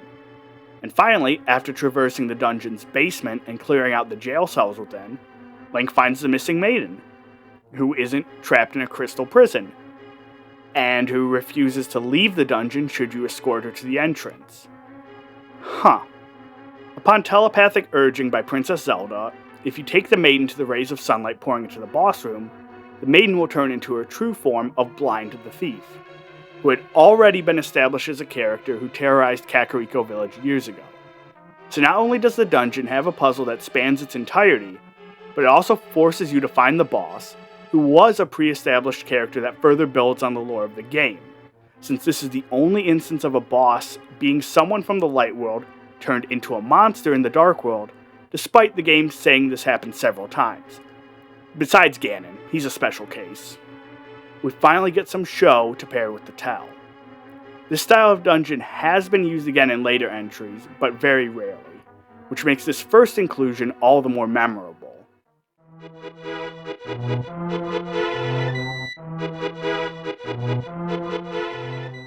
Most of the now common Zelda design policies started with or were refined by Link to the Past. The Master Sword was introduced in this entry, which has since become Link's most iconic weapon, and the spin attack was also permanently added to Link's moveset. Other staples of Link's arsenal introduced in Link to the Past include the Mirror Shield, Hook Shot, empty bottles, the ability to swim, and even something resembling the later entry's magic armor. Heart containers in the overworld were replaced with pieces of heart, each one being a quarter of a full container. And dungeons also added the boss key, required to obtain before accessing the boss of that dungeon, although needing the boss key to unlock the item hidden in a dungeon did not return after this, which is fine. It's just extra steps, really. Parallel overworlds quickly became a series staple after this game, to the point where it's easier to list the Zelda titles that don't feature some sort of parallel world, as well as story elements like the Seven Sages, and locations such as Kakariko Village and Lake Hylia. Several established enemies made their debut here as well, like the Hinox, Beamos, and even the Kukos in their Revenge Strike. Look at all those chickens! Even the rupee system was expanded upon, with Link's wallet being upgraded to 999 capacity from the start. And Link to the Past would start the Zelda tradition of drowning the player in more rupees than they know what to do with, being able to find rupees along with hearts and magic in grass, pots, rocks, and the like, and the addition of new rupee types like red and the precursors for purple, silver, and gold. If you know what you're doing, it's entirely possible to have your wallet well more than half full by the end of the first dungeon.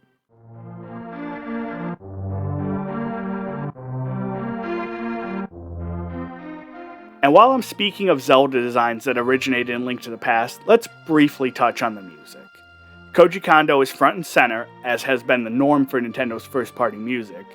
And while the overworld theme was reused and updated from the original game, several iconic tracks like Zelda's Lullaby,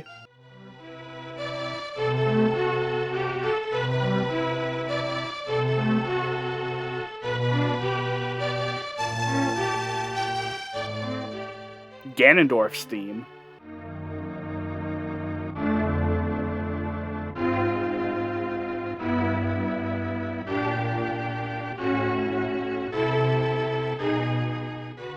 Fairy Cave,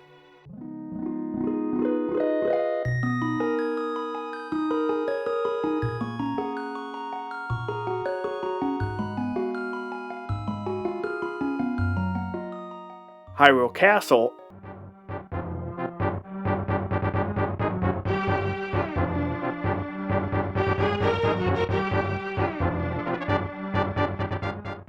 and Kakariko Village debuted in Link to the Past, and continue to be used even now across the series. Not only that, but the Dark World uses its own music tracks as well, which I wish would see some more love besides a few being included in Smash Bros.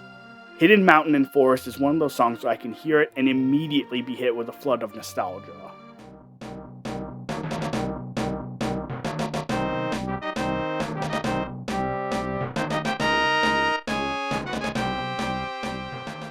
I'll also chime in here to say that I think it's really cool that the Dark World Overworld theme is basically just the Light World Overworld theme, but in a minor key. I just think that's kind of neat.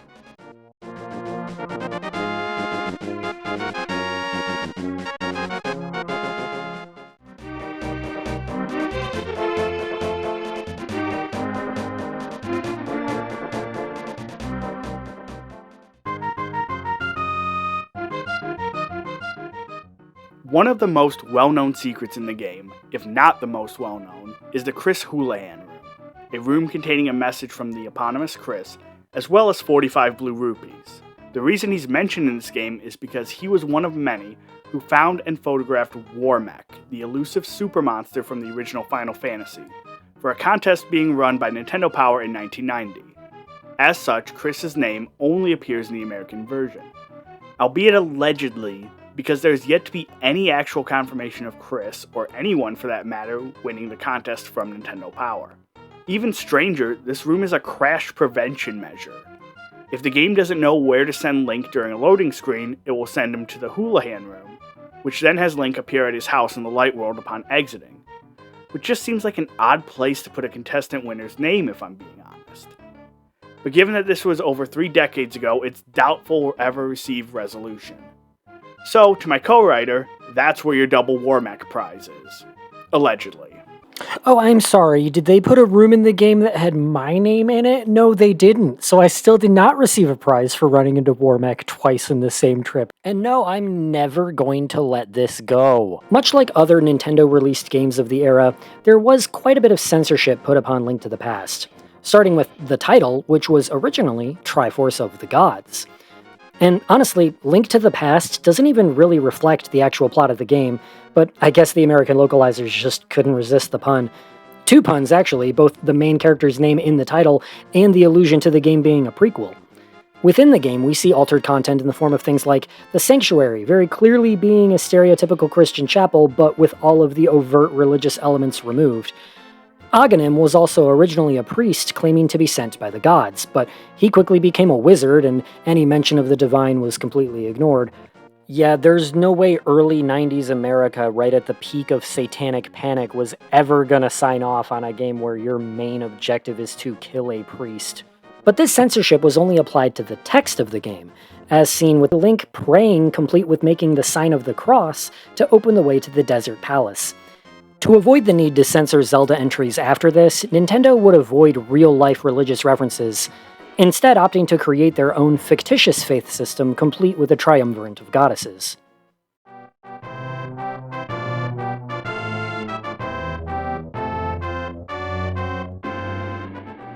To say that Link to the Past was a success is a vast understatement. With sales of 4.61 million, this puts it in the upper tier of both SNES games and Zelda titles. And it would get a spiritual successor and distant sequel more than 2 decades afterwards with A Link Between Worlds. It was the best-selling game in Japan when it was released in 1991, impressively so because it was released in November, but its North American release the following year was outclassed by a little unknown game called Street Fighter II. Don't know if you've heard of it. Link to the Past has also been ported several times, from the GBA to several virtual console shops, and even the SNES Classic and Switch.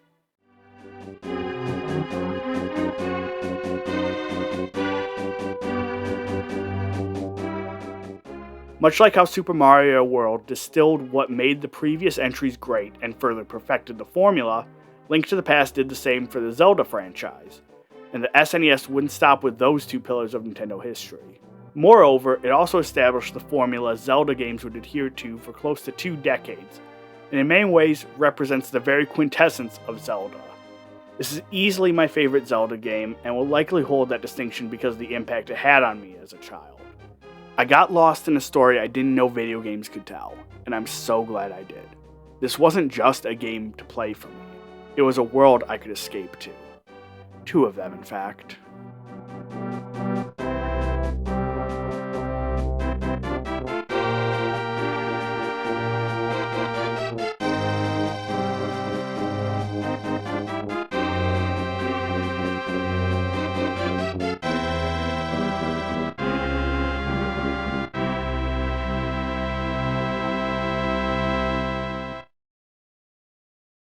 There is one more game from 1991 to talk about before we move on. Yes, my list of games has reached another holiday season during the late 80s to early 90s, which of course can only mean one thing. Another Mega Man game! Wow, how exciting! Mega Man had a fairly solid trilogy of games so far, and we've moved on from the NES into the 16-bit era of gaming. Surely the first Super Nintendo Mega Man entry is upon us, along with all the great advances and refinements that would entail. Well, no, it's another NES game.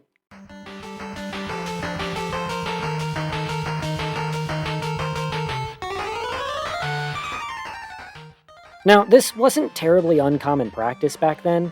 Nintendo made efforts to keep the NES somewhat relevant even into the SNES era, but as you might expect, most of the truly impressive projects would move on to 16 bits, and what was left behind was typically low budget. And Mega Man 4 is one example. Assets are once again reused from the first 3 games, rearranged into new stages, but with otherwise no real changes to the formula. Same old, same old. Mega Man can now charge up his standard buster for a wider and more powerful shot, and he gets a couple new items like the balloon and wire upgrades. There's a new ally character named Eddie who can be located in certain stages, and provides Mega Man with energy or weapon ammo. The game also introduces a new villain, Dr. Cossack, another rival to Dr. Light, who feels he isn't given the recognition he deserves and so creates his own robot masters to destroy him and Mega Man. But by the end it's revealed that he was acting under duress because Wily kidnapped his daughter, and we just end up fighting Wily in the end anyway. 8 robot masters, they're all weak to a different weapon, yada yada, you know how this works by now. Yeah, with the classic Mega Man series, Capcom really took an if it ain't broke, don't fix it approach to the extreme. Mega Man 4 looks just like the first 3, and plays just like the first 3. The Robot Master weapons are all fine, the music is all fine, the level design is all fine, it's just fine. I couldn't help but notice that 2 different levels use the same gimmick of riding moving enemies over spiked floors or pits, and it's just a bit odd that they would use that particular gimmick more than once. Classic Mega Man games just tend to keep their stage gimmicks confined to just one stage. Like, Gutsman has the collapsible platforms, Quickman has his instant death lasers, Topman has cats, so it's weird to me that they would repeat the same gimmick more than once in the same game. That's not really like them, but it's not really much of a complaint, more of an observation. But that's really neither here nor there, the game is fine. So, sorry for the shorter review on this one, but there's really nothing to say here. Not every game on my list is going to be interesting enough to be its own entire segment, and unfortunately, that's the case here. And how do you think I feel? I recorded this whole ass game for footage to use, and the script only ended up being 3 paragraphs.